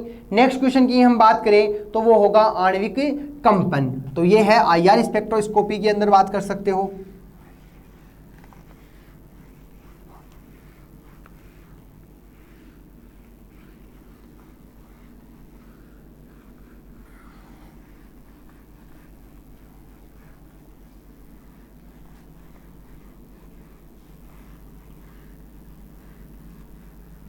अब बात करते हैं आणविक कंपनों की।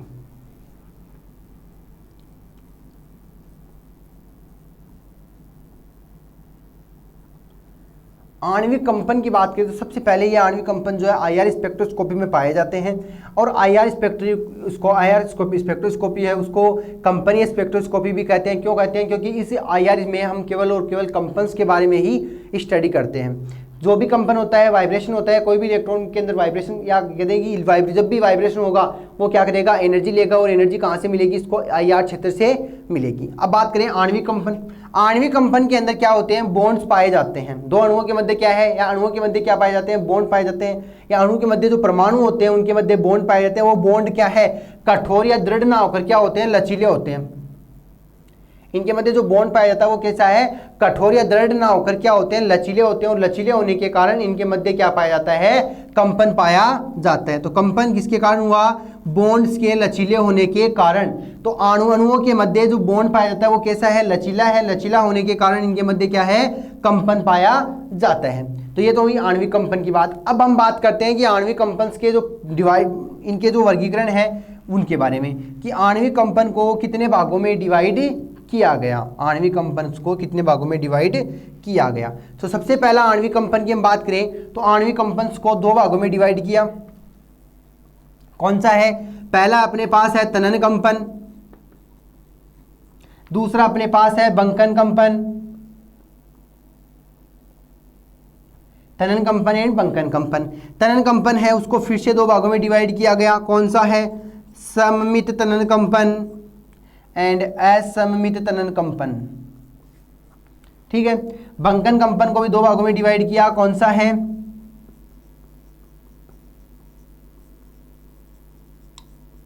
एक ही तल में और तल के बाहर, एक ही तल में और तल के बाहर की चर्चा हुई। अब बात की जाए, ये तो अपनी बात हो गई भाई तल के अंदर है तल के बाहर है। इसके बाद हम बात करते हैं जो असम्मित और सम्मित कंपन, वो तो यही है लेकिन एक ही तल में और तल के बाहर है, इनको फिर से क्या किया गया, दो भागों में डिवाइड किया गया। एक ही तल के अंदर को हम क्या कहते हैं, कैंचिनुमा, दूसरा अपने पास है संदोली, कैंचिनुमा और संदोली। तल के बाहर है जो, इसकी बात की जाए तो तल के बाहर वाले को क्या कहोगे, इसको कहोगे अभिदोलन और इसको क्या कहोगे, व्यावर्त। तो ये अपने पास क्या है, आणविक कंपन्स का क्लासिफिकेशन है, किस प्रकार से डिवाइड किया गया है हमने बोर्ड पे रख लिया।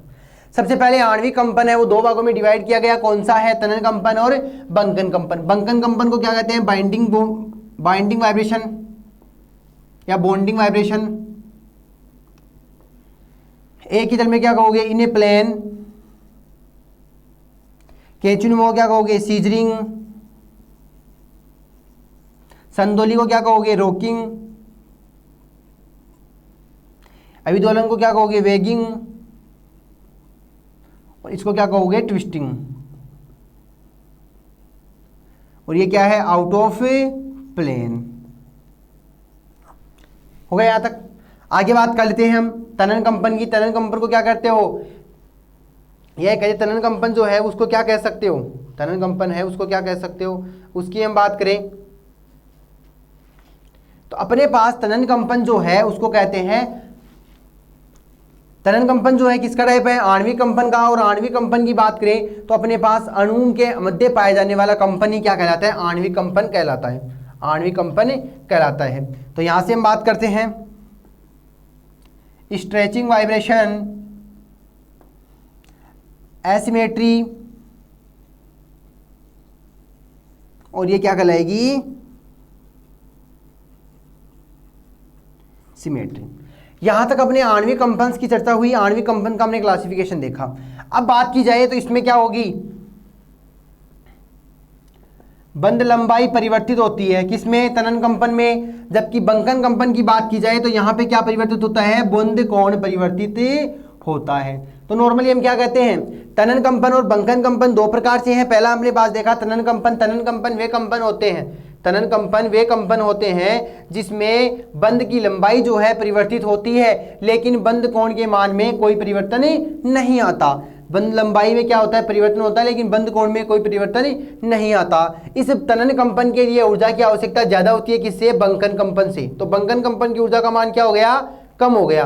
बंकन या कहते बंकन ऊर्जा जो है, बंकन कंपन के लिए एनर्जी की आवश्यकता कम हुई, तनन कंपन के लिए एनर्जी की आवश्यकता ज्यादा हुई। इसके बाद हम बात करते हैं तनन कंपन जो है, स्ट्रेचिंग वाइब्रेशन, उसको दो भागों में डिवाइड किया गया, सम्मित और असम्मित। सम्मित का मतलब वह परमाणु जो सेंटर परमाणु है, सेंटर परमाणु से जुड़ने वाले दोनों बंध जो होते हैं, सेंटर परमाणु से जुड़े दोनों बंध जो है वो क्या करे, एक साथ बढ़े और एक साथ ही घटे।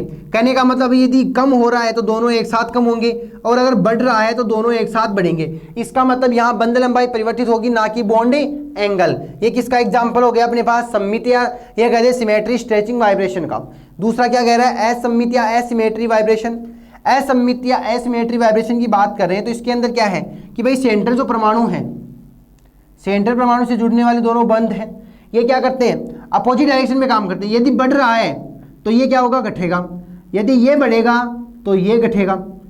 इसमें क्या हो रहा है कि एक बॉन्ड तो हो गया बड़ा और एक बॉन्ड क्या हो जाता है, छोटा। इस प्रकार की अगर कोई सिमेट्री पाए, इस प्रकार से अगर कोई बॉन्ड में क्या हो रहा है, कंपन हो रहा है, तो उसको क्या होगा, क्या कहेंगे, असम्मित कंपन कहेंगे। तो यहाँ तक अपने पास तनन कंपन क्या होते हैं, वे कंपन जिनके अंदर बंध लंबाई का मान परिवर्तित होता है लेकिन बॉन्ड एंगल परिवर्तित नहीं होता, इसे कहते हैं तनन कंपन। तनन कंपन की ऊर्जा ज्यादा होती है, किससे, बंकन कंपन से। फिर हमने बात करी तनन कंपन दो प्रकार के हैं, असम्मित और सम्मित। आगे चलते हैं, बॉन्डिंग स्ट्रेच वाइब्रेशन या बंकन कंपन में। बंकन कंपन क्या होता है? वे कंपन जिनमें बंद कोण का मान परिवर्तित होता है लेकिन बंद लंबाई में कोई परिवर्तन नहीं आता। फिर हमने बात की जो बंकन कंपन है वो दो प्रकार का है, एक है एक ही तल में, दूसरा है तल के बाहर। तो पहले बात करते हैं एक ही तल में। एक ही तल में हम क्या कहेंगे? पहला इसका पॉइंट जो है वो है कैंचीनुमा। इसमें हमने बात करें कि सेंटर परमाणु से जुड़ने वाले जो दोनों बंध हैं वो क्या करते हैं? कैंची के समान चलते हैं। कैंची के समान मतलब या तो बढ़ते समान है या फिर घटते, इस टाइप से चलेंगे, या तो एक साथ कम होंगे एक साथ खुलेंगे, एक साथ कम होंगे एक साथ खुलेंगे। अगर इस प्रकार की कोई कंडीशन होती है सेंटर परमाणु से जुड़ने वाले बंधों में तो उसको क्या कहोगे? कैंचीनुमा कहोगे। फिर हम बात करें संदोली रॉकिंग की। संदोली का मतलब क्या होता है कि जो भी बॉन्ड है वो वाइब्रेशन करता है, वो क्या करता है? एक ही डायरेक्शन में कहता है, या तो क्या हो समान रूप से बढ़ेगा या समान रूप से घटेगा। ये कहते हैं या तो समान रूप से दाईं ओर जाएगा या समान रूप से ही बाईं ओर जाएगा। तो इसको क्या कहोगे? इस प्रकार का वाइब्रेशन होगा, या तो ये यहाँ आएगा तो ये इसके अपोजिट इधर चला जाएगा। तो बॉन्ड एंगल में कोई परिवर्तन नहीं होगा। यहाँ बॉन्ड एंगल में परिवर्तन नहीं है, केवल क्या हो रही है? डायरेक्शन चेंज हुई। पहले ये नीचे की ओर झुक जाएगा, या तो ये नीचे की ओर झुकेगा या फिर अपोजिट डायरेक्शन में झुकेगा। ठीक है। फिर हमने बात की अभिदोलन या वेगिंग। वेगिंग क्या कहता है? इस प्रकार के कंपन में सेंटर परमाणु से जुड़ने वाले जो बंध हैं वो या तो ऊपर की ओर उछलते हैं या फिर नीचे की ओर जाते हैं। मतलब समान मात्रा में या तो नीचे की ओर जाएंगे या फिर समान मात्रा में क्या होगा? ऊपर की ओर जाएगा। तो इसका एग्जांपल हम ये कह सकते हैं कि मैंने या तो यहाँ पे क्या लिया है? प्लस प्लस लिया। अगर दोनों बढ़ रहे हैं तो भी साथ बढ़ेंगे, घट रहे हैं तो साथ, या तो प्लस प्लस होगा या फिर माइनस माइनस होगा। दूसरा ब्यावर्त ट्विस्टिंग के लिए क्या लिखोगे? कि सेंटर परमाणु से जुड़ने वाले जो परमाणु हैं, ये कहते हैं अणु से जुड़ने वाले जो परमाणु हैं वो समान मात्रा में वाइब्रेशन ना करके क्या करेंगे? विपरीत तरीके से करेंगे। अगर नेगेटिव वाला कम हो रहा है तो ये अपोजिट वाला बढ़ेगा, और यदि पॉजिटिव वाला बढ़ रहा है तो नेगेटिव वाला क्या होगा? घटेगा। कहने का मतलब या तो ये ऊपर की ओर जाएगा या फिर नीचे की ओर जाएगा। अलग तरीके से दोनों क्या होंगे? एक दूसरे के अपोजिट तरीके में रहकर क्या करेंगे? वाइब्रेशन करेंगे। तो ये अपने क्या हो गए? चार प्रकार के, या कहते हैं कि दो प्रकार के बंकन कंपन और तनन कंपन की चर्चा हुई। दोनों की हमने चर्चा कर ली। बंकन कंपन क्या है, तनन कंपन क्या है, इन दोनों के जो टाइप्स होते हैं उनके बारे में भी देख लिया। यहाँ तक अपना आणविक कंपन जो थे वो कंप्लीट हो जाते हैं। अब आगे हम बात करते हैं, वुडवर्ड फ्यूजन नियम हमने देख लिए, इलेक्ट्रॉनिक ट्रांजिशन देख लिए, बियर लैम्बर्ट का नियम हमने देख लिया। इसके बाद अपने पास बच जाता है कि जो अंगुली छाप विधि है उसके बारे में। अंगुली छाप विधि क्या कहती है कि भाई, इसको यहां से हम रफ करते हैं।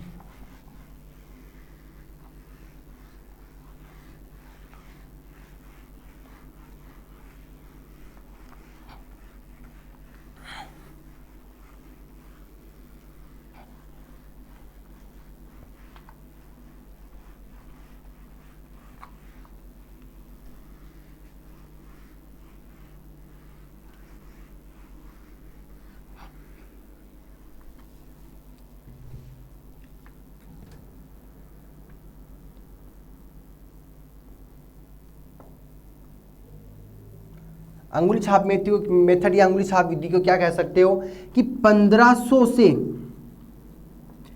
नीचे का जो रीजन होता है वो किसके अंदर आता है? अंगुली छाप क्षेत्र के अंदर आता है। और इस अंगुली छाप विधि का यूज कहाँ किया जाता है? इसका उपयोग जो यौगिक को मिश्रण पाया जाता है कि पदार्थों का जो मिश्रण है उसमें से पदार्थों को अलग करके उनकी पहचान करने में किया जाता है कि कौन से जो पदार्थ है वो कौन सी रेंज के अंदर क्या देते हैं? अवशोषण शिखर या अवशोषण बैंड में देता है। तो अंगुली छाप विधि का उपयोग कहाँ किया जाता है? उसके लिए किया जाता है जिसमें मिश्रित यौगिकों में से उन यौगिकों को अलग करके उनकी पहचान करने में करते हैं। फिर ये कहते हैं अंगुली छाप क्षेत्र जो होता है उसके अंदर क्या पाई जाती है?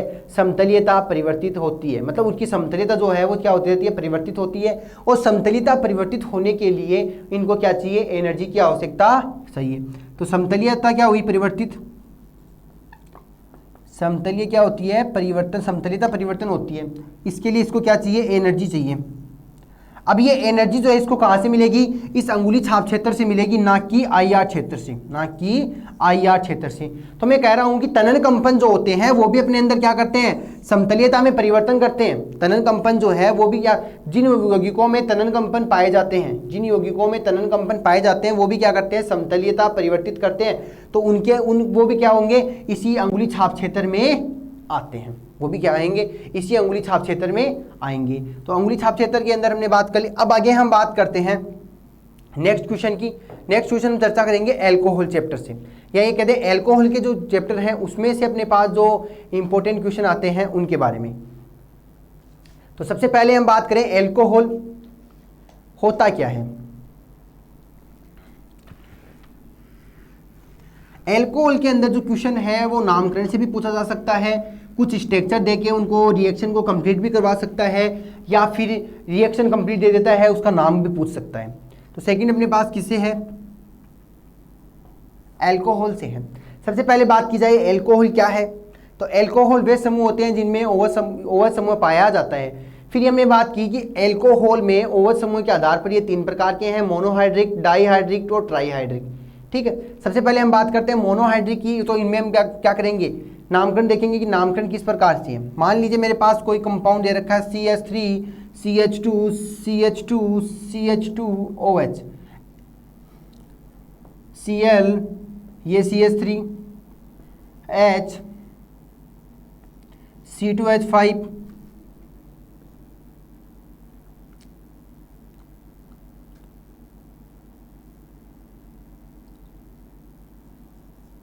Br फिर CH3। ये मैंने क्या लिखा, कोई एक एग्जाम्पल लिखा। अब बात की जाए इसका हम क्या करेंगे, सबसे पहले नामकरण करेंगे। नामकरण करने के लिए क्या कहा जाता है कि नामकरण का फर्स्ट पॉइंट क्या कहता है, सबसे पहले कार्बन की उस लंबी श्रृंखला का चयन करो जिसमें क्रियात्मक समूह जुड़ा हुआ हो। तो सबसे लंबी कार्बन की श्रृंखला कौन सी हो गई, ये वाली, और इसमें क्या आ गया, OH समूह भी आ गया। इसके बाद हम ये कहते हैं कि OH समूह जहां से जुड़ा है वहीं से नंबरिंग स्टार्ट कर दो ताकि OH को क्या मिले, कम से कम नंबर मिले। तो नंबरिंग 1 2 3 एंड 4। इसके बाद ये देखो कि इस कार्बन की श्रृंखला में कोई प्रतिस्थापी तो नहीं है, तो अपने पास ये प्रतिस्थापी, ये और ये और ये 4 क्या है, प्रतिस्थापी हैं। ये 4 क्या है, प्रतिस्थापी है। अब मैं कहूँ जब अपने पास 4 प्रतिस्थापी जुड़े हैं, 4 प्रतिस्थापी जुड़े हैं, तो इसको हम किस प्रकार लिखेंगे, अंग्रेजी वर्णमाला के अकॉर्डिंग इसका नामकरण करेंगे कि जो पहले आएगा उसका नामकरण पहले, जो बाद में आता है उसको नामकरण बाद में। सबसे पहले अपने पास क्या है, इसको कहते हो एथिल, तो ई से, मेथिल को एम से, क्लोरीन को सी से, Br को बी से। ये अपने पास प्रेजेंट है और ये तो मेथिल है तो फिर से मेथिल। तो सबसे पहले नामकरण किसका करोगे, ब्रोमीन का। कौन से कार्बन पे जुड़ा है, 3 नंबर पे, 3 ब्रोमो, फिर क्या आएगा, बी के बाद क्या आता है, ई, तो 3 ब्रोमो 2 एथिल, फिर क्या है, 1 पे भी मेथिल है और 3 पे भी मेथिल, तो क्या लिखोगे, 1,3 डाई मेथिल, 1,3 डाई मेथिल। अब हम हमारे पास जो कार्बन की लंबी श्रृंखला है वो रह गई कितने कार्बन की है, 4 कार्बन की। क्या कह दोगे, ब्यूटेनॉल, ब्यूटेनॉल। तो ये कौन सी पद्धति का नामकरण हो गया, IUPAC पद्धति का नामकरण हो गया। अगर अपने पास व्युत्पन्न पद्धति की बात की जाए तो एल्कोहल को हमेशा CH3 CH2OH अगर अपने पास प्रेजेंट है तो इसको हम क्या कहते हैं, कार्बिनोल। CH2OH को हमेशा क्या कहते हैं, कार्बिनोल। तो यहां से क्या लिखोगे, मेथिल कार्बिनोल, मेथिल कार्बिनोल। इसका नामकरण क्या हो गया, मेथिल कार्बिनोल हो गया। ठीक है, तो हमने क्या कहा, कार्बिनोल क्या होता है, CH2OH का व्युत्पन्न होता है। ये कहते हैं CH2OH को हम क्या कहते हैं, कार्बिनोल कहते हैं। CH2OH को हम क्या कहते हैं, कार्बिनोल कहते हैं। अब ये कहें कि CH2OH में अगर कार्बन एक कार्बन युक्त समूह है तो इसको, इस कार्बन को हम नंबरिंग में काउंट नहीं करते, इसको किस में काउंट करेंगे, इस कार्बिनोल में। इसके आगे जितने कार्बन जुड़े हुए होंगे उन्हीं कार्बन को हम क्या करते हैं, इसके अंदर ऐड करते हैं। भाई मेथिल तो अपने पास ये रहे, ये भी मेथिल समूह था लेकिन इसको हमने क्या कर लिया, कार्बिनोल में ऐड कर दिया। यहां तक अपनी बात हुई। अब हम बात करते हैं कुछ इंपॉर्टेंट रिएक्शंस हैं, उनके बारे में देख लेते हैं। कौन कौन सी रिएक्शन है एग्जाम में पूछी जा सकती है।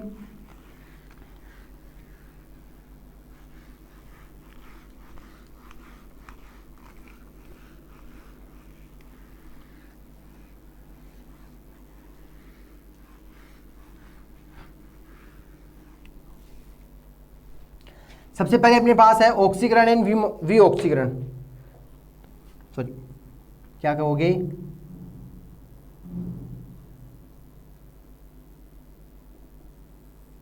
ऑक्सीमर्क्यूरीकरण एंड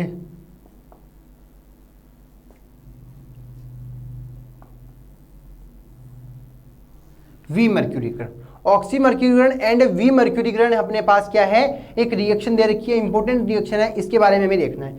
सबसे पहले क्या कह रहा है, सबसे पहले क्या कर रहा है कि इस ऑक्सिक मर्क्यूरीकरण और विमर्क्यूरीकरण जो करवा रहे हैं वो किसका करवाओगे, एल्कीन का करवाओगे। तो क्या लिखोगे, एल्कीन का ऑक्सी मर्क्यूरीकरण एंड विमर्क्यूरीकरण। ऑक्सी मर्क्यूरीकरण का मतलब तो क्या होगा, इसके अंदर एड होगा, विमर्क्यूरीकरण का मतलब जो ऑक्सी मर्क्यूरीकरण के एड हुआ है वो क्या हो गया, बाहर निकल गया। सबसे पहले इसकी रिएक्शन जो है किसकी उपस्थिति में होगी, टेट्रा हाइड्रोफ्यूरेन THF की उपस्थिति में होगी, टेट्रा हाइड्रोफ्यूरेन की उपस्थिति में होगी। तो ये कहते हैं, और किस किस के साथ में, एल्किन। एल्किन क्या होती है, CH2 डबल बॉन्ड CH2, साथ में क्या लोगे, मर्क्यूरी एसीटेट, तो क्या बन गया CH3 C double bond O2Hg, ये क्या बन गया, मर्क्यूरी एसीटेट अपने पास आ गया। तो जब इसकी रिएक्शन THF की उपस्थिति में करवाई जाएगी तो हमें क्या प्राप्त होगा, ऑक्सी मर्क्यूरी यौगिक या मर्क्यूरी यौगिक हमें प्राप्त हो जाएगा। क्या प्राप्त हो जाएगा, मर्क्यूरी यौगिक हमें प्राप्त हो जाएगा। सबसे पहले यहां से इसको तोड़ो, तो यहां से हम ये क्या करवाएंगे, और इसके साथ क्या ले लोगे, H2O ले लोगे, वाटर का मॉलिक्यूल ले लोगे। वाटर का मॉलिक्यूल लोगे तो वाटर का मॉलिक्यूल क्या करेगा, अपने आयन में टूटेगा, वाटर में किस लोगे H+ OH- में। इसकी स्ट्रक्चर को इस प्रकार लिख सकते हो, CH3 C double bond O, CH3 C double bond O, और साथ में क्या जाएगा यहाँ Hg। अब ये कहें या तो बॉन्ड यहाँ से टूटता है या बॉन्ड यहाँ से टूटता है। मैंने बॉन्ड इसको यहाँ से तोड़ा तो ये H+ जो है इसके साथ गया और नीचे क्या आ गया, OH इसके साथ। अब मैं कह दूँ यहाँ वैलेंसी H+ के रूप में, तो ये OH यहाँ तो जुड़ेगा नहीं। फिर हम क्या करेंगे भाई, ये इसको मॉलिक्यूल को निकाल दो, यहाँ से क्या निकल गया, CH3COOH एसिड निकल गया, Hg+ बचा है। डबल बॉन्ड को तोड़ोगे तो एक के ऊपर पॉजिटिव चार्ज, एक के ऊपर नेगेटिव चार्ज, जहां नेगेटिव है वहां पॉजिटिव जुड़ जाएगा और जहां पॉजिटिव वहां नेगेटिव आ जाएगा। तो इसका OH नेगेटिव है, इसका मतलब यहाँ क्या है, पॉजिटिव है, और इसके पास नेगेटिव है। क्या तोड़ोगे इधर, CH2 सिंगल बॉन्ड CH2। मैंने यहां से बात की, मेरे पास यहाँ क्या आ गया, OH आ गया, और इधर क्या जुड़ा, Hg। कहां से बॉन्ड बनाएगा, HgO C double bond O CH3। क्या कहोगे, मर्क्यूरी यौगिक। क्या प्राप्त हुआ अपने पास, मर्क्यूरी यौगिक। किससे प्राप्त हुआ है, ऑक्सी मर्क्यूरीकरण से। इस रिएक्शन को क्या कहा हमने, ऑक्सी मर्क्यूरीकरण। किसकी उपस्थिति में हो रहा है, टेट्रा हाइड्रोफ्यूरेन THF की उपस्थिति में हो रहा है। THF की उपस्थिति में जब हमने रिएक्शन करवाई अपनी एल्कीन से तो अपने पास क्या आया, मर्क्यूरी यौगिक प्राप्त हुआ। जैसे ही मैं कह दूं इसका क्या करवा दूं, विमर्क्यूरीकरण करवा दूं, विमर्क्यूरीकरण करवा दूं। और विमर्क्यूरीकरण किसकी उपस्थिति में होगा, सोडियम बोरोहाइड्राइड की उपस्थिति में होगा, सोडियम बोरोहाइड्राइड की उपस्थिति में होगा। तो सबसे पहले मैं यहां से कह दूं, सोडियम बोरोहाइड्राइड की उपस्थिति में जब विमर्क्यूरीकरण करवाया जाएगा तो अपने पास क्या क्या प्राप्त हो जाएगा। तो मैं यहां लिख देता हूं NaBH4, ये क्या है, सोडियम बोरोहाइड्राइड। सोडियम बोरोहाइड्राइड ये क्या है, प्रबल अपचायक है, यही कहते हैं अपचयनकारी है। तो सबसे पहले यहां से ये क्या देगा, यहां से Hg और Hg को तोड़ देगा, फिर क्या करेगा, एक H यहाँ पे, एक H यहाँ पे, ये क्या बन गया, CH3 CH2OH, यहाँ से क्या बन गया, एसिड का मॉलिक्यूल। ठीक है, तो हम क्या कर रहे हैं भाई, ये NaOH जो है ये क्या है, प्रबल अपचायक है। या सोडियम बोरोहाइड्राइड हम ले रहे हैं, लिथियम एल्यूमिनियम हाइड्राइड और सोडियम बोरोहाइड्राइड दोनों ही क्या करते हैं, अपचयनकारी हैं। सोडियम बोरोहाइड्राइड दोनों ही क्या है, अपचयनकारी हैं। जैसे ही अपचयनकारी है तो इसका मतलब क्या होगा, यहाँ अपचयन होगा, अपचयन होगा तो ये क्या निकाल देगा, एसिड को, जो हाइड्रोजन है उसको निकालेगा। तो सबसे पहले Hg को निकाल दिया, ये Hg क्या थी, मेटल थी, निकल गई। फिर वहां से क्या बचा अपने पास, CH3 C double bond OH, ये क्या निकल गया, अम्ल निकल गया। अब बचा क्या अपने पास, CH3 CH2OH, क्या कहोगे इसको, एथेनॉल कहोगे। ये अपने पास क्या आ गया, एथेनॉल प्राप्त हो गया। तो ये कहते हैं एथेनॉल हमें मिला भाई, यहां से CH3 था, CH2 और OH क्या बन गया, एथेनॉल बन गया। कहने का मतलब एक प्रकार का एल्कोहल हमारे पास आ गया। तो हमने क्या देखा, एल्कीन के ऑक्सीकरण और ऑक्सी मर्क्यूरीकरण और विमर्क्यूरीकरण की रिएक्शन देखी। इसके अंदर हमने क्या लिखा कि एल्कीन की अभिक्रिया मर्क्यूरी एसीटेट जो है उसके साथ करवाई गई, किसकी उपस्थिति में, THF की उपस्थिति में करवाई गई। जैसे ही THF जो है, THF को क्या कहोगे, टेट्रा हाइड्रोफ्यूरेन की उपस्थिति में होगी तो अपने पास ऑक्सी मर्क्यूरीकरण होगी और मर्क्यूरी यौगिक प्राप्त हो जाएगा। जैसे ही मर्क्यूरी यौगिक प्राप्त होगा उसका हम क्या करवा देंगे, सोडियम बोरोहाइड्राइड की उपस्थिति में अपचयन करवा देंगे, क्योंकि सोडियम बोरोहाइड्राइड जो है एक अपचय कारक है, अपचयन करता है। सोडियम बोरोहाइड्राइड की उपस्थिति में हुई तो अपने पास क्या बन गया, Hg बाहर निकल गई, एक अपने क्या पास क्या है, एसिड का मॉलिक्यूल बाहर निकल गया और एल्कोहल बन गया। अब बात करें अपना काम क्या है, अपना काम तो यही है कि भाई इस पे ध्यान नहीं देना, अपना काम है कि हमारे पास एल्कोहल बनना चाहिए। अपना काम क्या है, एल्कोहल बनना चाहिए। तो हो रिएक्शन, एल्कीन के ऑक्सी मर्क्यूरिक ग्रैंड एंड वी मर्क्यूरिक ग्रैंड की रिएक्शन कंप्लीट हो जाती है। उसके बाद हम बात करते हैं हाइड्रोजन बॉन्ड के बारे में कि एल्कोहल में हाइड्रोजन बॉन्ड के बारे में आप क्या जानते हैं। इस प्रकार का क्वेश्चन भी आ सकता है।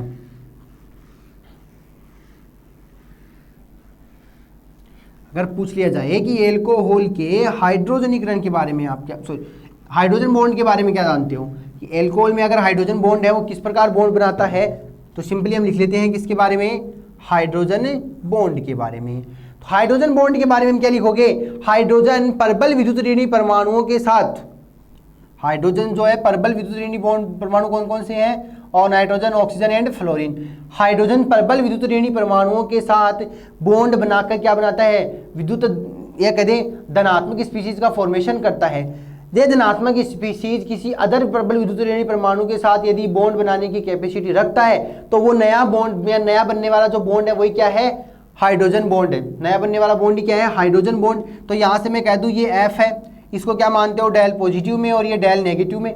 जैसे इसने प्रबल विद्युत ऋणी परमाणु के साथ बॉन्ड बनाया, पॉजिटिव चार्ज, कहने का मतलब धनात्मक स्पीशीज में कन्वर्ट हो गया। अब ये कहते हैं ये पॉजिटिव चार्ज क्या है, फिर से किसी प्रबल विद्युत ऋणी परमाणु के साथ बॉन्ड बनाता है। मान लीजिए ये बॉन्ड बना, तो ये प्रबल विद्युत ऋणी परमाणु की क्या है, ऑक्सीजन, इसके साथ वो नया बॉन्ड बन रहा है, ये क्या कहलाएगा, हाइड्रोजन बॉन्ड कहलाएगा। इसी को हम क्या कहते हैं, हाइड्रोजन बॉन्ड कहते हैं। हाइड्रोजन बॉन्ड हमेशा डैश डैश के रूप में शो करते हैं। हो गया यहाँ तक। अब बात करते हैं हाइड्रोजन बॉन्ड जो है वो दो प्रकार का होता है। हाइड्रोजन बॉन्ड जो है वो दो प्रकार का होता है। एक होता है अंतराणुक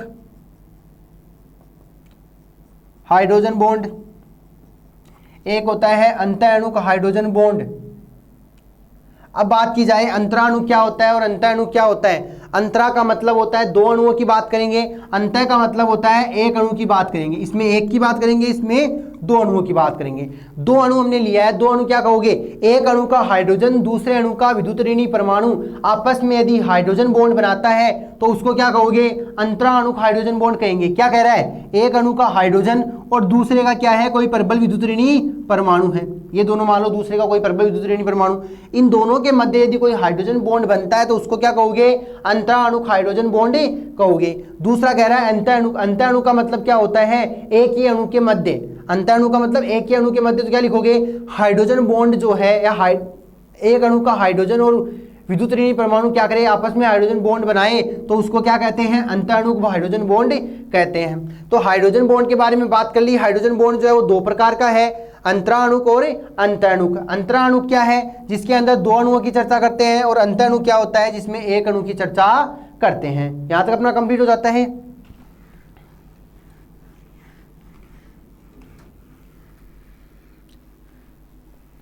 नेक्स्ट हम बात करते हैं कि जो कार्बोनिल यौगिक होते हैं, कार्बोनिल यौगिक जो होते हैं, यही कह दें जैसे कि हम बात करें एल्डिहाइड है, कीटोन है, या फिर ये कह दें जिनमें CO समूह उपस्थित होता है।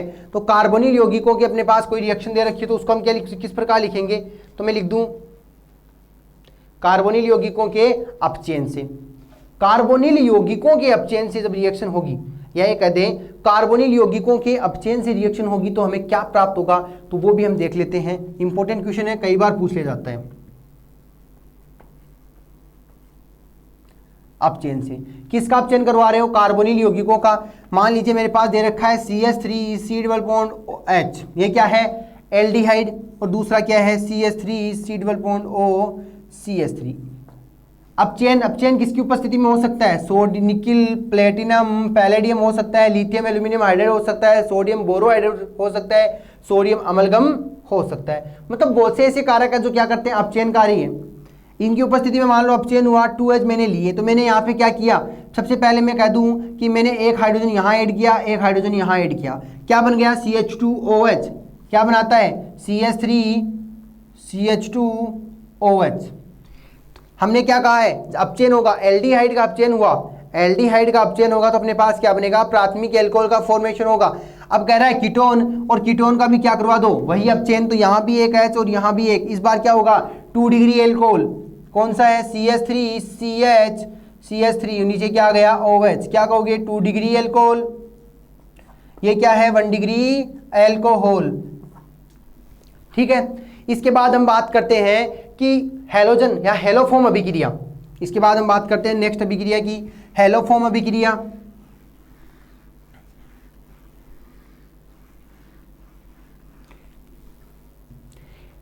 सबसे पहले बात करें हेलोफॉर्म अभिक्रिया के अंदर अपने पास क्या बनता है, क्लोरोफॉर्म बनता है।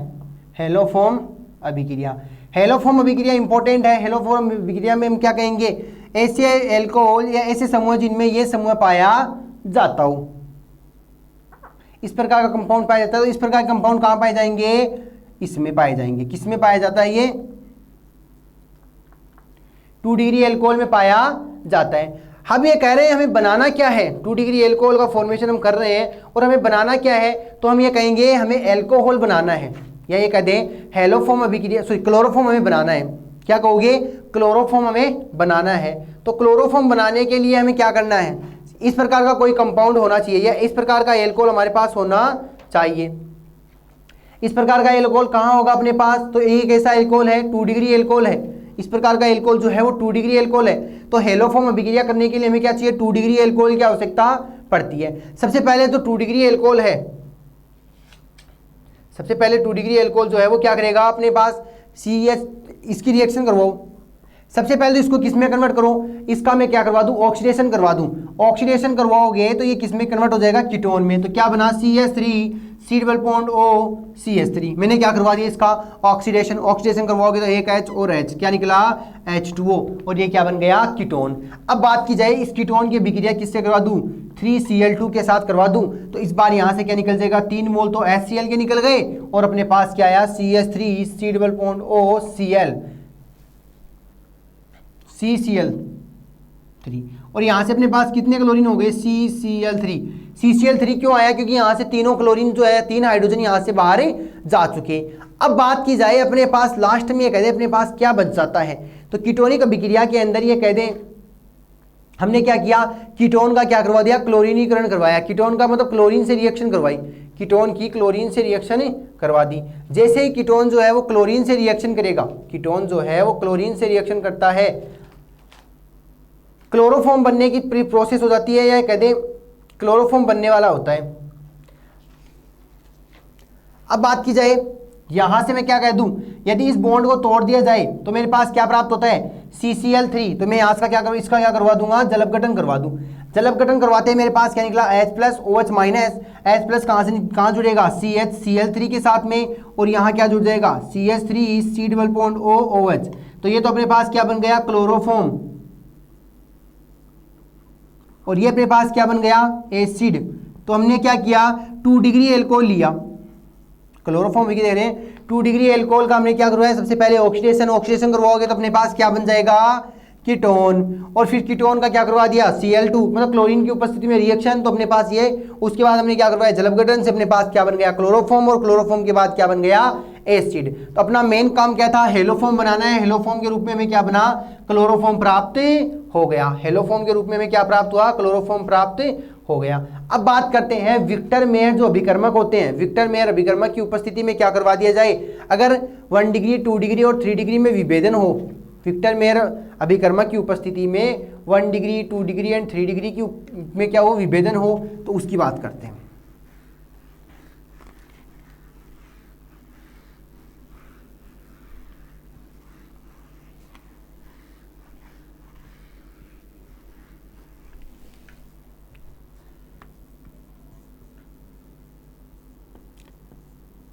विक्टर मेयर अभिकर्मक की उपस्थिति में भी रिएक्शन करवानी है। तो सबसे पहले ये कहता है कि जो एल्कोहल होते हैं वो फॉस्फोरस और आयोडाइड की उपस्थिति में एल्किल आयोडाइड बनाते हैं।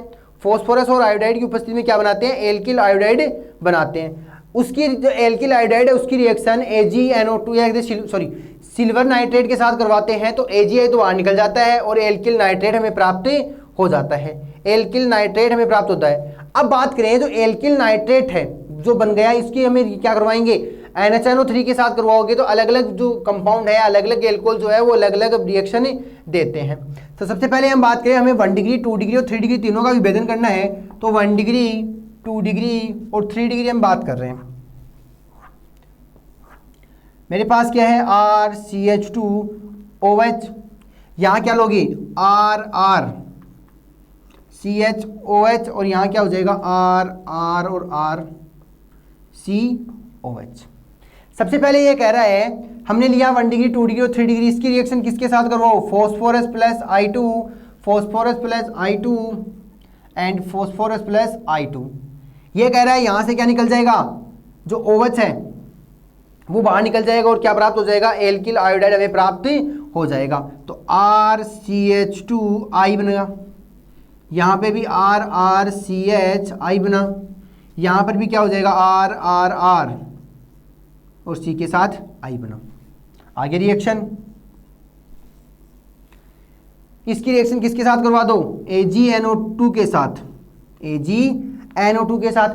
जैसे ही AgNO2 के साथ रिएक्शन होगी क्या निकल जाएगा AgI और क्या बनेगा RCH2NO2। यहाँ क्या निकल जाएगा RRCHNO2। AgI के साथ AgNO2 के साथ रिएक्शन करवाई और AgI का मॉलिक्यूल बाहर निकल गया।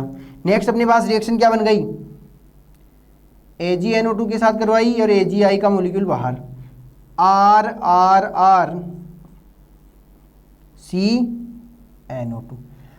यहां तक हम ये कह दें तीनों रिएक्शन अपने पास क्या थी, सेम थी, तीनों रिएक्शन क्या थी, सेम थी। अब इसकी रिएक्शन किसके साथ करवाओगे, HNO2 के साथ, HNO2 के साथ। HNO2 के साथ जब रिएक्शन होगी तो अपने पास क्या बनता है उसकी हमें चर्चा करनी है। तो सबसे पहले मैं इसकी रिएक्शन किसके साथ करवाऊं, HNO2, इसकी रिएक्शन HNO2 और इसकी रिएक्शन भी HNO2। तो सबसे पहले तो बात करें 3 डिग्री एल्कोहल जो होता है वो HNO2 के साथ कोई रिएक्शन नहीं देता, तो यहाँ क्या लिखोगे नो रिएक्शन और इसका कलर कैसा हो जाएगा वाइट, कलर कैसा हो गया वाइट। फिर हम बात करते हैं 1 डिग्री और 2 डिग्री। तो यहां तक अपना विक्टर में परीक्षण है उसने क्या किया, 3 डिग्री एल्कोहल के बारे में हमने बता दिया। अब बात करें HNO2 की, HNO2 की जब रिएक्शन करवाई जाएगी तो अपने पास सबसे पहले क्या निकालोगे, सबसे पहले यहां से बात करें तो यहां अपने पास क्या है HHO, तो ये तो क्या देगा H2O, क्या बना RR, फिर क्या है C, आगे क्या है NO2, नीचे क्या बचा है अपने पास double bond NH, double bond NH। अब ये कहते हैं जैसे अपने पास R डबल बॉन्ड के साथ जुड़ जाता है, या सॉरी यहाँ ये H जा चुका है, यहाँ से एक ऑक्सीजन बचेगा अपने पास, तो ये क्या बचेगा N डबल बॉन्ड O बनाएगा, N डबल बॉन्ड O बनाएगा, क्योंकि अपने पास यहाँ से मैं कह दूँ H यहाँ से, एक H यहाँ से और एक ऑक्सीजन निकला, तो यहाँ NO बचा, तो अपने पास ये बन गया। इसका कलर जो है वो कैसा है, नीला रंग है, और ये कहते हैं इसको क्या कहोगे नाइट्रोल कहते हैं, तो ये क्या है नीला रंग है, नीला रंग है, क्या कहते हो नाइट्रोल कहते हो। थर्ड हम बात करें HNO2 के साथ जब रिएक्शन होगी, कौन सी 1 डिग्री एल्कोहल की, HNO2 के साथ रिएक्शन होगी तो अपने पास क्या बन जाएगा, तो यहां से ये क्या देगा H2O देगा। जैसे ही H2 देता है मैं इसकी रिएक्शन यहां लिखता हूं तो क्या बनेगा RCNO2, और H2O देते हैं अपने क्या, अपने पास क्या बच गया HNO, तो N डबल बॉन्ड OH अपने पास जुड़ जाएगा, तो मैं यहां से क्या करूंगा डबल बॉन्ड N, फिर क्या आ गया OH यहाँ जुड़ा। अब इसकी हम बात करें RNO जुड़ गया, तो इसकी रिएक्शन किसके साथ करवा दो, NaOH के साथ करवा दो। अब इसकी रिएक्शन किसके साथ करवाओगे, NaOH के साथ करवाओगे, तो ये NaOH क्या करेगा H2O दे देगा, H2O देते अपने पास क्या बचा RC double bond NO Na+, ये नेगेटिव के रूप में, तो ये नेगेटिव निकालने के लिए हमें क्या चाहिए, यहाँ से इसका नेगेटिव निकालने के लिए मुझे क्या चाहिए, ये H2 बाहर निकालना पड़ेगा, तो ये नेगेटिव में आ जाएगा, और आगे क्या है NO2, RC double bond NO और यहाँ क्या आ गया NO2। इसको क्या कहोगे सोडियम नाइट्रोलेट, सोडियम जुड़ा है तो सोडियम नाइट्रोलेट, सोडियम नाइट्रोलेट का जो रंग है वो कैसा है, लाल रंग है। तो हमने क्या देखा, विक्टर मेयर विक्रिया या विक्टर मेयर जो परीक्षण होते हैं, विक्टर मेयर परीक्षण से हमने क्या निकाला, 1 डिग्री 2 डिग्री और 3 डिग्री एल्कोहल में विभेदन किया। तीनों के अंदर हमने बात की, सबसे पहले रिएक्शन करवाई P+I2 मतलब फॉस्फोरस और IT की, तीनों रिएक्शन अपने पास AgNO2 के तक तो क्या रहेगी समान रहेगी। उसके बाद हम बात करेंगे कि HNO2 के साथ रिएक्शन करवाओगे नाइट्रस एसिड के साथ, तो 3 डिग्री तो नाइट्रस एसिड के साथ रिएक्शन देगा ही नहीं, 2 डिग्री जो है वो नाइट्रस एसिड के साथ रिएक्शन देते क्या बनाता है, नाइट्रोल बना देता है, वो क्या करेगा, कार्बनिक यौगिकों के साथ नीला रंग देगा। फिर HNO3 के साथ रिएक्शन करोगे तो अपने पास ये प्राप्त होगा, और सोडियम हाइड्रोक्साइड की उपस्थिति में रिएक्शन करवाओगे तो सोडियम नाइट्रोलेट बनाएगा, जिसका रंग कैसा है, लाल रंग है। तो सोडियम नाइट्रोलेट या सोडियम नाइट्रोलेट है वो क्या सा हो गया, लाल रंग का हो गया। तो विक्टर मेयर परीक्षण जो है वो क्या कह रहा है, विक्टर मेयर परीक्षण से हमने क्या किया, 1 डिग्री 2 डिग्री और 3 डिग्री में क्या किया, डिफरेंस कर लिया। अब बात करते हैं कि यदि अपने पास कई बार ये दिया रखा होता है कि एक कार्बन अधिक या एक कार्बन कम वाला एल्कोहल का फॉर्मेशन करो, अगर अपने पास ये दे दे कि एक कार्बन अधिक या एक कार्बन कम वाले एल्कोहल का फॉर्मेशन करो तो वो किस प्रकार करते हो। जैसे कि अपने पास ये दे दे कि भाई एथेनॉल दे रखा है और ये पूछ ले कि प्रोपेनॉल का फॉर्मेशन करो, एथेनॉल दे रखा है और कह दे प्रोपेनॉल का फॉर्मेशन करो, तो वो किस प्रकार करोगे।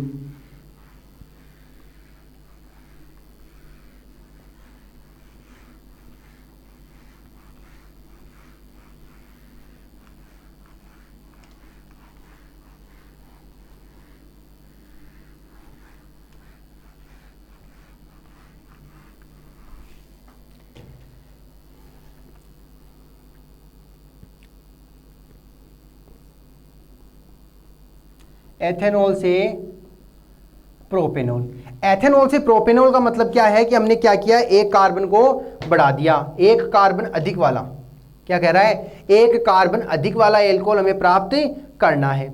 एक कार्बन अधिक वाला एल्कोहल हमें प्राप्त करना है तो हमने क्या लिया है, एथेनॉल लिया, तो CH3CH2OH हमने लिया।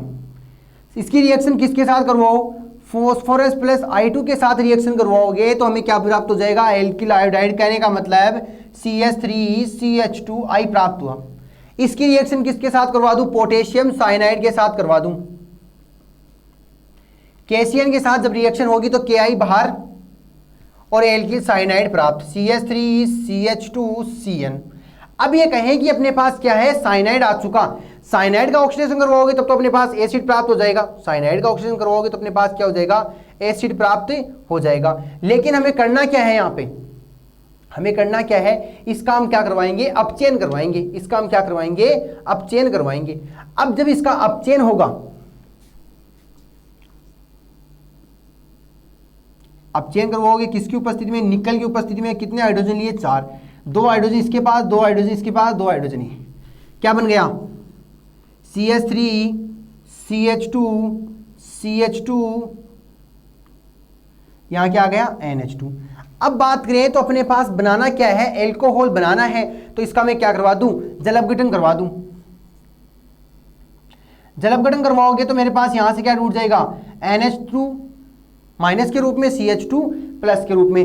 अब ये कह दूं जैसे ही जल अपघटन करवाया, H2O की रिएक्शन ली, H2O की रिएक्शन करवाएंगे, जल अपघटन करवा दोगे, या ये कह देंगे HNO2 की उपस्थिति में, HNO नाइट्रस एसिड की उपस्थिति में क्या करवा दो, जल अपघटन। ये कह दूं HNO2 ले ले या फिर H2O ले ले, तो अपने पास क्या बन जाता है, CH3CH2CH2OH, प्लस में क्या निकल गया अपने पास, NH3। कहने का मतलब अमोनिया का मॉलिक्यूल तो अपने पास क्या हो गया, NH3 तो बाहर निकल गई, NH3 तो बाहर निकल गई। ये क्या प्राप्त हुआ अपने पास, एल्कोहल। क्वेश्चन क्या कह रहा है कि एथेनॉल से प्रोपेनॉल बनाओ। एथेनॉल का मतलब कार्बन 2 है, 2 कार्बन, प्रोपेनॉल का मतलब है कि 3 कार्बन, तो हमने लिया है 2 कार्बन का और बनाया क्या है, 3 कार्बन का। ऐसा क्वेश्चन आ सकते हैं। अगर ये कहे कि प्रोपेनॉल से हमें क्या बनाना है, एथेनॉल बनाना है, क्वेश्चन ये आ जाए कि प्रोपेनॉल से क्या बनाओ, एथेनॉल। कहने का मतलब एक कार्बन कम वाला क्या करना है, एल्कोहल बनाना है, एक कार्बन कम वाला एल्कोहल हमें बनाना है। तो उसकी रिएक्शन किस प्रकार करोगी,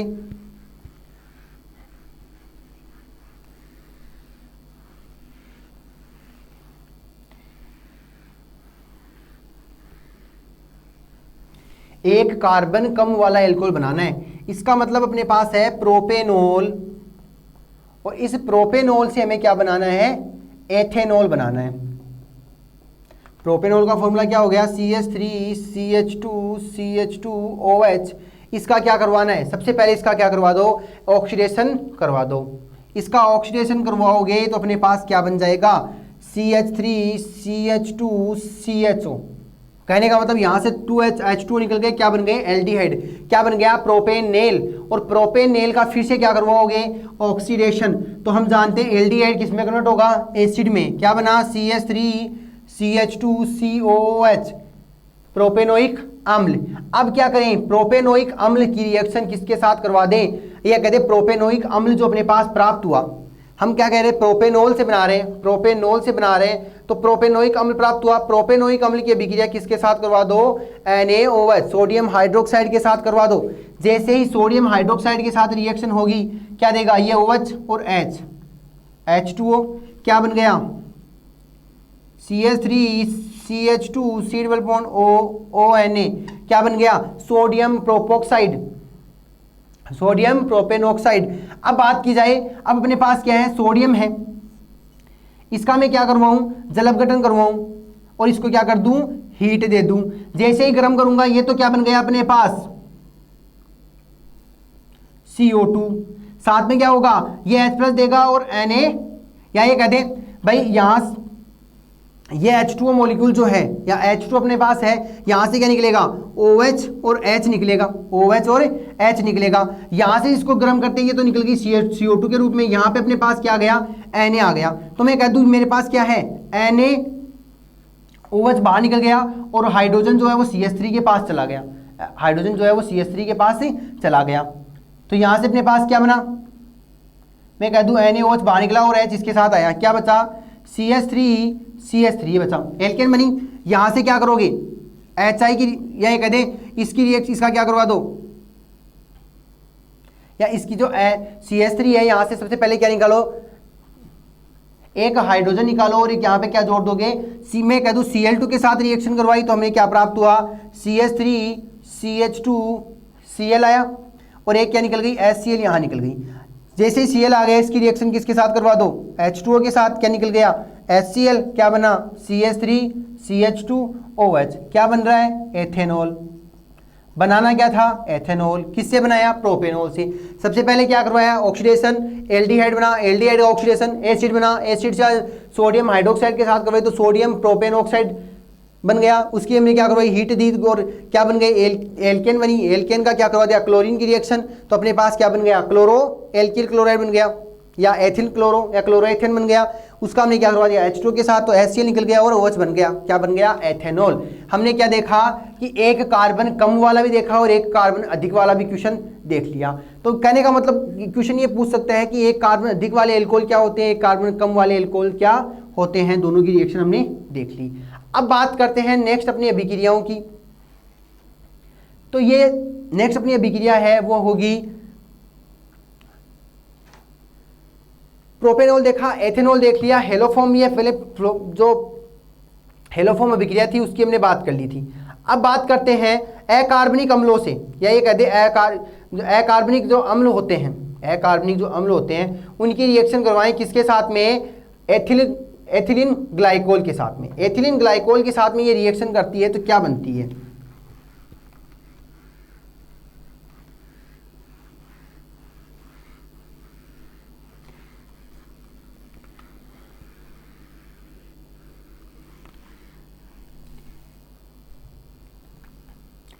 ये अपने पास है CH2OH, इसकी रिएक्शन किसके साथ, HNO2 के साथ। ये क्या है, अकार्बनिक एसिड है, अकार्बनिक अम्लों की रिएक्शन हमें करवानी है। अब अकार्बनिक अम्ल जो है वो कौन कौन से हो सकते हैं, तो मैं कह दूं HNO3 भी हो सकता है और H2SO4 भी हो सकते हैं। दोनों ही कैसे हैं, सांद्र है, ये भी क्या है, सांद्र है।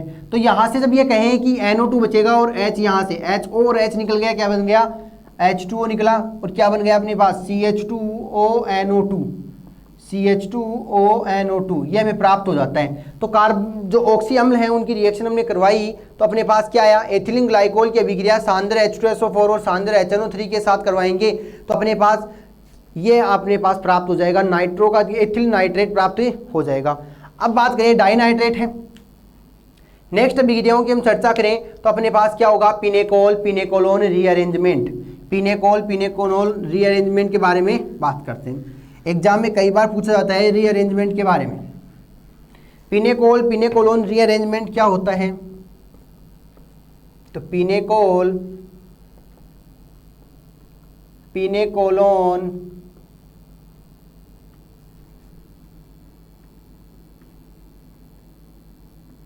पुनर्विन्यास, पिनेकोल पिनेकोलोन पुनर्विन्यास की हम चर्चा कर रहे हैं। पिनेकोल पिनेकोलोन पुनर्विन्यास की बात करें तो सबसे पहले अपने पास क्या होता है कि CH3C और इसके साथ में क्या है OH और OH समूह जुड़ा होता है। ये पिनेकोल जो है वो क्या करेगा, पुनर्विन्यास करेगा, तो इसको हम क्या कहते हैं, पिनेकोल। और यहाँ से पिनेकोलोन किस प्रकार बनेगा अपने पास, तो CH3C, यहाँ भी क्या है CH3 और यहाँ भी क्या है CH3, इसके साथ ऑक्सीजन और यहाँ क्या आ गया CH3। ठीक है, नॉर्मली इस रिएक्शन को देखा जाए तो अपने पास क्या है कि भाई यहाँ से हमने क्या निकाला, H2 निकाल दिया और ये इस CH3 समूह को क्या करवाया, अरेंजमेंट करवा के अपने पास ये कंपाउंड प्राप्त कर लिया। क्या बोलते हैं इसको, पिनेकोलोन बोलते हैं। अब बात करेंगे, ये तो अपने पास बन गया, इसकी करते हैं रियर मैकेनिज्म या क्रिया विधि के बारे में कि भाई क्रिया विधि क्या होती है, क्रिया विधि के बारे में चर्चा करते हैं। मैकेनिज्म की बात करें, क्रिया विधि की बात की जाए,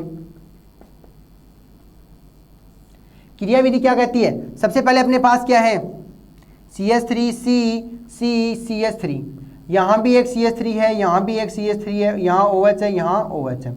सबसे पहले क्या करवाओ, प्रोटोनीकरण करवाओ, प्रोटोनीकरण करवा के जल को बाहर निकालो। सबसे पहले प्रोटोनीकरण होगा तो क्या निकलेगा यहाँ से ये प्रोटोन कहाँ अटैक करेगा, तो इस OH पे या इस OH पे मैंने अटैक करवाया, इस OH पे, तो यहाँ से CH3C, ऊपर भी क्या आ गया CH3, यहाँ भी क्या है CH3 और यहाँ क्या है अपने पास CH3, यहाँ और यहाँ क्या आ गया, यहाँ जैसे ही मैंने यहाँ से H2 निकाला, क्या निकला, पीछे क्या छोड़ गया, पॉजिटिव चार्ज, और यहाँ क्या आ गया OH, यहाँ से क्या आया OH। अब बात की जाए, मेरे पास क्या है, पॉजिटिव चार्ज है, मेरे पास क्या है, पॉजिटिव चार्ज है। पॉजिटिव चार्ज होने से, यह कहते पॉजिटिव चार्ज है, तो ये पॉजिटिव चार्ज क्या करेगा, पास वाले कार्बन से बॉन्ड बनाने की कोशिश करेगा।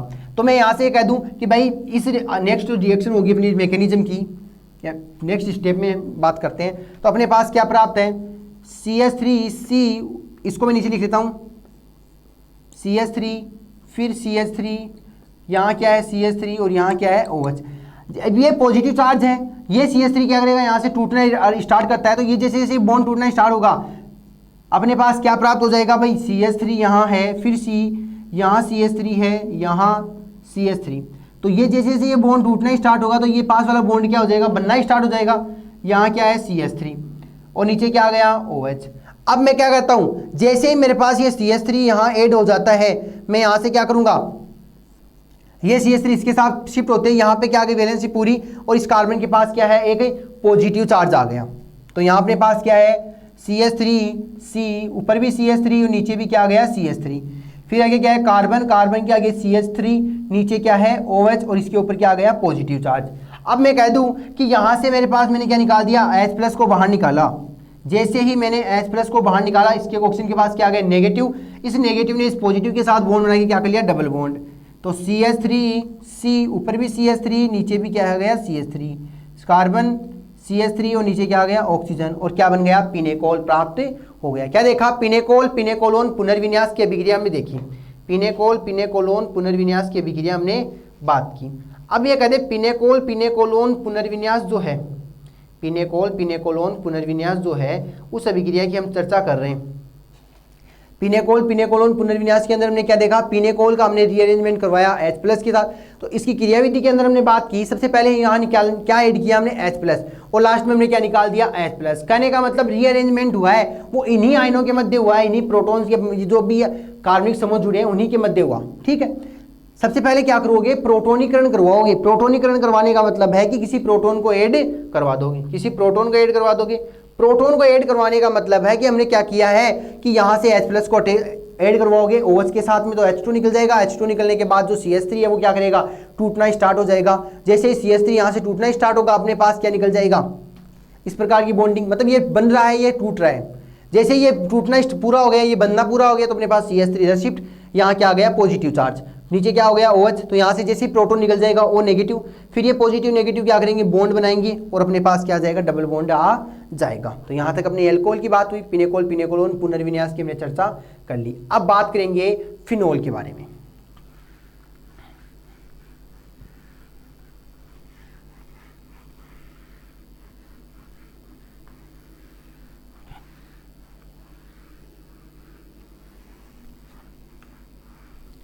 फिनोल के अंदर हम बात करें एल्कोहल का ही पार्ट है, अथवा का पार्ट है, लेकिन अपनी एग्जाम के अंदर अथवा वाले पोर्शन को हटा दिया गया है। जो भी क्वेश्चन आते हैं हमें केवल 3 ही क्वेश्चन को यहाँ पे कंप्लीट करना है, 3 ही क्वेश्चन कंप्लीट करना है। अब बात करें इसके अंदर, सबसे पहले हम बात करते हैं इलेक्ट्रॉन स्नेही की। ये कह दें तो इलेक्ट्रॉन स्नेही अभिक्रियाएं होती हैं, उनके बारे में हम चर्चा करेंगे। तो इलेक्ट्रॉन स्नेही और नाभिक स्नेही, नाभिक का मतलब क्या होता है, इलेक्ट्रॉन स्नेही का मतलब क्या होता है, जिनके पास नेगेटिव चार्ज होते हैं और या फिर ये कह दें जिनके पास पॉजिटिव चार्ज होते हैं और नेगेटिव चार्ज होते हैं।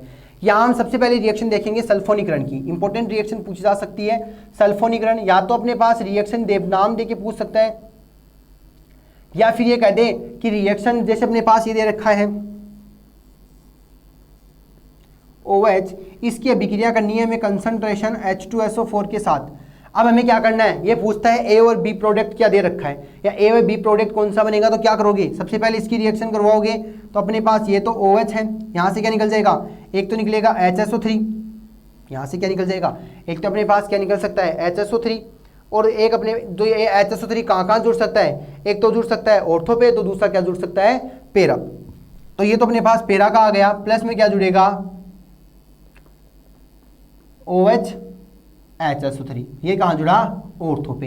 तो ये कह सकते हैं सल्फोनीकरण जब हमने करवाया H2SO4 की उपस्थिति में, वो तो ऑर्थो व पेरा उत्पाद हमें प्राप्त हो गया, ऑर्थो व पेरा उत्पाद प्राप्त हुआ।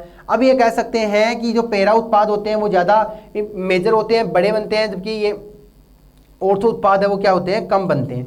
नेक्स्ट अभिक्रिया की हम बात करें हेलोजनीकरण, तो ये जैसे हमने सल्फोनीकरण करवाया है वैसे ही हम क्या करवाएंगे, हेलोजनीकरण करवाएंगे। हेलोजनीकरण के लिए क्या लोगे, यहाँ पे HBr लोगे, जहां से H निकलेगा वहां क्या बन जाएगा H2 बाहर, Br जुड़ जाएगा। या नॉर्मली ये कह सकते हो कि HBr की जगह हम क्या ले सकते हैं, सिंपली ये ले लें कि Br2 ले लिया। Br2 लेंगे तो क्या होगा, यहाँ से एक हाइड्रोजन पहले से निकलेगा और एक Br को ले जाएगा और Br को वहां अटैक कर देंगे, तो ये भी क्या देगा, पेरा पे और ऑर्थो पे प्रोडक्ट बनाएगा। इसके बाद हम बात करें, फर्स्ट हो गई सल्फोनीकरण, दूसरी क्या होगी हेलोजनीकरण, तीसरी हम बात कर लें तो वो होगी नाइट्रीकरण। और नाइट्रीकरण करने के लिए हम क्या करेंगे, NO2 को ऐड करवाएंगे। भाई नाइट्रीकरण करने के लिए हम क्या करवाएंगे, NO2 को ऐड करवाएंगे। तो NO2 को लिए यहाँ Cl2 या Br2 के लिए, और यहाँ क्या करवाएंगे HSO3 के लिए। तो तीनों प्रकार के हमने क्या करवाई, रिएक्शन करवाई। NO2 क्या है, पॉजिटिव चार्ज है, क्लोरीन है, और ये जो HSO4 है, मतलब इसको किसमें तोड़ा गया, OH माइनस, और इसमें तोड़ा गया। भाई H2SO4 इस प्रकार से होता है, इसको किसमें तोड़ोगे, OH माइनस और HSO4 प्लस, HSO3 प्लस में, इस प्रकार तोड़ोगे। तो ये तीनों अपनी रिएक्शन हो गई, सल्फोनीकरण, हेलोजनीकरण, नाइट्रीकरण, ये तीनों रिएक्शन है। इसके बाद हम बात करें नेक्स्ट अभिक्रिया की, अपने पास जो होगी बेंज। अब ये कह दें इनके अलावा अपने पास जो रिएक्शन है, तो इनमें हमारे पास रिएक्शन दे रखी हो और अगर नामकरण पूछता है तो क्या कर दोगे, नामकरण लिखोगे। अगर अपने पास ये कह दे कि भाई रिएक्शन को कंप्लीट करो, तो हमें क्या करना होगा, रिएक्शन कंप्लीट करनी होगी, रिएक्शन कंप्लीट करनी होगी। अब बात करें नेक्स्ट जो रिएक्शन है अपने पास, वो होगी होबेन-हॉश अभिक्रिया।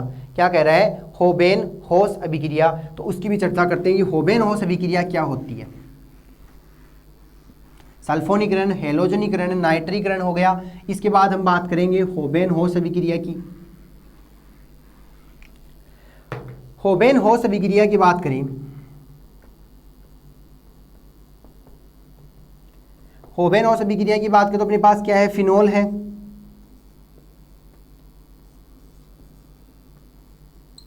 इसको हम बात करें तो अपने पास कौन सा फिनोल है, क्लासिफिकेशन की बात करें तो इसके अंदर OH समूह कितने हैं, 3 हैं।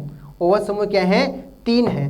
3 OH समूह होने के कारण, 3 OH समूह होने के कारण इसको क्या कहते हैं, ट्राईहाइड्रिक फिनोल कहते हैं, ट्राईहाइड्रिक फिनोल कहते हैं। इसकी रिएक्शन किसके साथ करवाओगे, इसकी रिएक्शन किसके साथ करवाओगे, उसकी बात करें तो सबसे पहले मैंने लिया CH3 डबल बॉन्ड N, तो इसको क्या कहोगे, मेथिल डाई एजोनिम, या इसको क्या कह रहा है, C डबल बॉन्ड, या ये कहते हैं कि यहाँ पे अपने पास क्या है, कार्बन है, और ये, तो इसको क्या कहोगे, मेथिल साइनाइड। ये क्या है, मेथिल और CN समूह जुड़ा है, तो इसको क्या कहोगे, मेथिल साइनाइड। अब बात की जाए मेथिल साइनाइड को हमने काम में लिया है, साथ में इसको क्या लेंगे, HCl को ऐड कर लेते हैं, प्लस में क्या लिया, HCl। तो मेथिल साइनाइड, और ये क्या है अपने पास 1 4 1 1 2 3 1 3 5 पे क्या है, हाइड्रोक्सी समूह जुड़ा हुआ है। तो यहाँ से क्या कहोगे भाई, अपने पास क्या है, कार्बनिक जो बॉन्ड है या कार्बन के साथ जैसे ये बॉन्ड बनाएगा, रिएक्शन करेगा तो क्या बन जाएगा, उसकी बात करें तो सबसे पहले मैं कह दूं कि मैंने यहाँ से इसकी रिएक्शन करवाई तो मेरे पास ये प्राप्त हुआ। इसको मैंने क्या किया, यहाँ OH को उल्टा वापस शिफ्ट कर दिया, यहाँ से OH बेंजीन, यहाँ क्या बन गया, carbon double bond, carbon double bond के साथ क्या है, नाइट्रोजन, और एक क्या हो गया, CH3, क्योंकि यहाँ ट्रिपल बॉन्ड थे, एक बॉन्ड टूटते ही जो है वो क्या बन गया, इस बेंजीन के साथ ये क्या कर लेगा, बॉन्ड बनाएगा। और अब याद करें यहाँ से इसका क्या करवा दो, जल अपघटन करवा दो। जल अपघटन करवाओगे तो जो नाइट्रोजन है, ये कह दें जो नाइट्रो समूह है वो क्या हो जाएगा, यहाँ से बाहर निकल जाएगा। तो यहाँ से जैसे ही नाइट्रो समूह बाहर निकलेगा अपने पास क्या आ जाएगा, कीटो समूह आ जाएगा। तो मैंने यहाँ पे अपने पास क्या है, नाइट्रोजन, इसका एक H यहाँ चला गया, एक HCl वहाँ से ले लेगा, तो ये क्या बना, NH। अब बात की जाए यहाँ तो क्या है, OH है, यहाँ भी OH है और यहाँ भी OH है, क्या नीचे क्या निकला, CO, नीचे क्या आ गया, CH3। तो इसको बात की जाए तो ये क्या है, कीटोनिक समूह में प्राप्त हुआ, ये हमें क्या प्राप्त हो रहा है, कीटोनिक समूह प्राप्त हो रहा है। तो यहाँ से हमने क्या कह सकते हैं कि होबेन-होस अभिक्रिया से हमें पॉलीहाइड्रोक्सी जो एरोमेटिक कीटोन प्राप्त हो रहा है। कहने का मतलब पॉलीहाइड्रोक्सी मतलब जिसमें हाइड्रोक्सी समूह OH समूह ज्यादा हो, एरोमेटिक का मतलब कोई एक रिंग है और साथ में क्या है, कीटोन समूह, क्या लिखोगे, पॉलीहाइड्रोक्सी एरोमेटिक कीटोन का हमें निर्माण होता है, पॉलीहाइड्रोक्सी एरोमेटिक कीटोन हमें प्राप्त होते हैं। तो ये कुछ रिएक्शन थी अपनी जो हमने बात की, इंपॉर्टेंट क्वेश्चन थे, इंपॉर्टेंट रिएक्शन थी। अब बात करते हैं यदि अपने पास फिनोल रिंग पे कोई एरोमेटिक समूह या कहते कोई प्रतिस्थापी जुड़ा हुआ हो तो उसका नामकरण किस प्रकार करोगे। जैसे कि मैंने कहा कि मेरे पास इस प्रकार की कोई रिंग है, जैसे ही मैंने OH को यहाँ ऐड किया, ये क्या बन गई, फिनोल बन गई। मैंने यहाँ क्या कर दिया, CH3 को ऐड कर दिया, यहाँ C2H5 को ऐड किया, यहाँ Br को ऐड किया, यहाँ भी Br को ऐड किया, और यहाँ मैंने क्या ऐड कर दिया, Cl को मैंने ऐड कर दिया। नामकरण करवाना है या इस प्रकार की स्ट्रक्चर दे रखी हो तो क्या करोगे, नामकरण पूछता है, क्या कहोगे। सबसे पहले प्रतिस्थापी कितने हैं अपने पास, 1 2 3 और 4 की बात करें, सबसे पहले B को क्या लिखोगे, तो नंबरिंग 1 2 3 4 5 6, नंबरिंग कहाँ से की, उस स्थान से की जहाँ पे OH समूह क्या हो, कम से कम नंबर मिले, OH को क्या मिले, कम से कम नंबर मिले। तो OH को नंबर कम मिले तो यहाँ क्या हो गया, 3 नंबर, 3 नंबर पे क्या है, ब्रोमीन, तो ब्रोमीन कितने हैं, 2, तो क्या लिखोगे 3 डाइब्रोमो। B के बाद में आता है C, तो क्या लिखोगे 3 डाइब्रोमो। उसके बाद क्या है 5 क्लोरो, 3 डाइब्रोमो 5 क्लोरो। उसके बाद क्लोरीन के बाद हम बात करें तो अपने पास एक तो एथिल है, एक मेथिल है, तो एथिल पहले आता तो क्या लिखोगे 2 एथिल, मेथिल कितने में 4, तो 4 मेथिल, फिर क्या है अपने पास फिनोल। तो ये क्या हो गया, इसका नामकरण हो गया IUPAC पद्धति में। तो हमें क्या करना है, प्रतिस्थापी देखने हैं और प्रतिस्थापी कौन सी जगह जुड़े हैं, किस रेंज में जुड़े हैं, उन सबको हमें चर्चा कर लेनी है। तो फिनोल के लिए हम ये फिनोल जो है उसके अंदर हमने बात कर ली होबेन-होस अभिक्रिया की, नामकरण देख लिया, क्लासिफिकेशन देख लिया। इसके अलावा हम बात करें तो हमने सल्फोनीकरण, हैलोजनीकरण, क्लोरीनीकरण जो है उनके बारे में बात कर ली थी, वो किस प्रकार से जुड़ता है उन सब के बारे में। आगे हम ये कह सकते हैं जो नॉर्मल अपने पास ये फिनोल रिंग है उसके साथ वो क्या करेगा, बेंजीन के साथ अटैक करके क्लोरीनीकरण किस प्रकार होती है उसकी भी बात हम कर सकते हैं, सल्फोनीकरण किस प्रकार होती है उसकी हम बात कर सकते हैं। इसके अलावा अपने पास और भी ये कह दें कि ये तो अपने पास हो गए इंपॉर्टेंट क्वेश्चन जो हम ये कहें कि एग्जाम में आने लायक हैं, तो अपने सेकेंड ईयर की जो एग्जाम होने वाली है उसी में आ सकते हैं। अब बात की जाए कि जो एग्जाम में क्वेश्चन है उनके अलावा और भी कई क्वेश्चन हो सकते हैं जो मैंने नहीं करवाए हों और वो भी आने की चांसेस हो सकते हैं, तो एक बार उनमें से भी कुछ क्वेश्चंस को देख सकते हो। अब आगे हम बात करें तो अपना जो सिलेबस है, एग्जाम का जो पैटर्न है, उसमें ये कहा गया कि जो अथवा वाला पोर्शन था उसको हटा दिया गया है। हमें केवल क्या है वहाँ पे क्वेश्चन मिलेंगे 10 या 8, उनमें से हमें क्या करना है, कोई 3 क्वेश्चन को सेलेक्ट करना है और उन्हीं 3 क्वेश्चन का आंसर लिखना है। तो मैंने कुछ क्वेश्चन करवाए हैं विद आंसर दिए हैं, तो आप यहाँ से देख सकते हो। Thank you.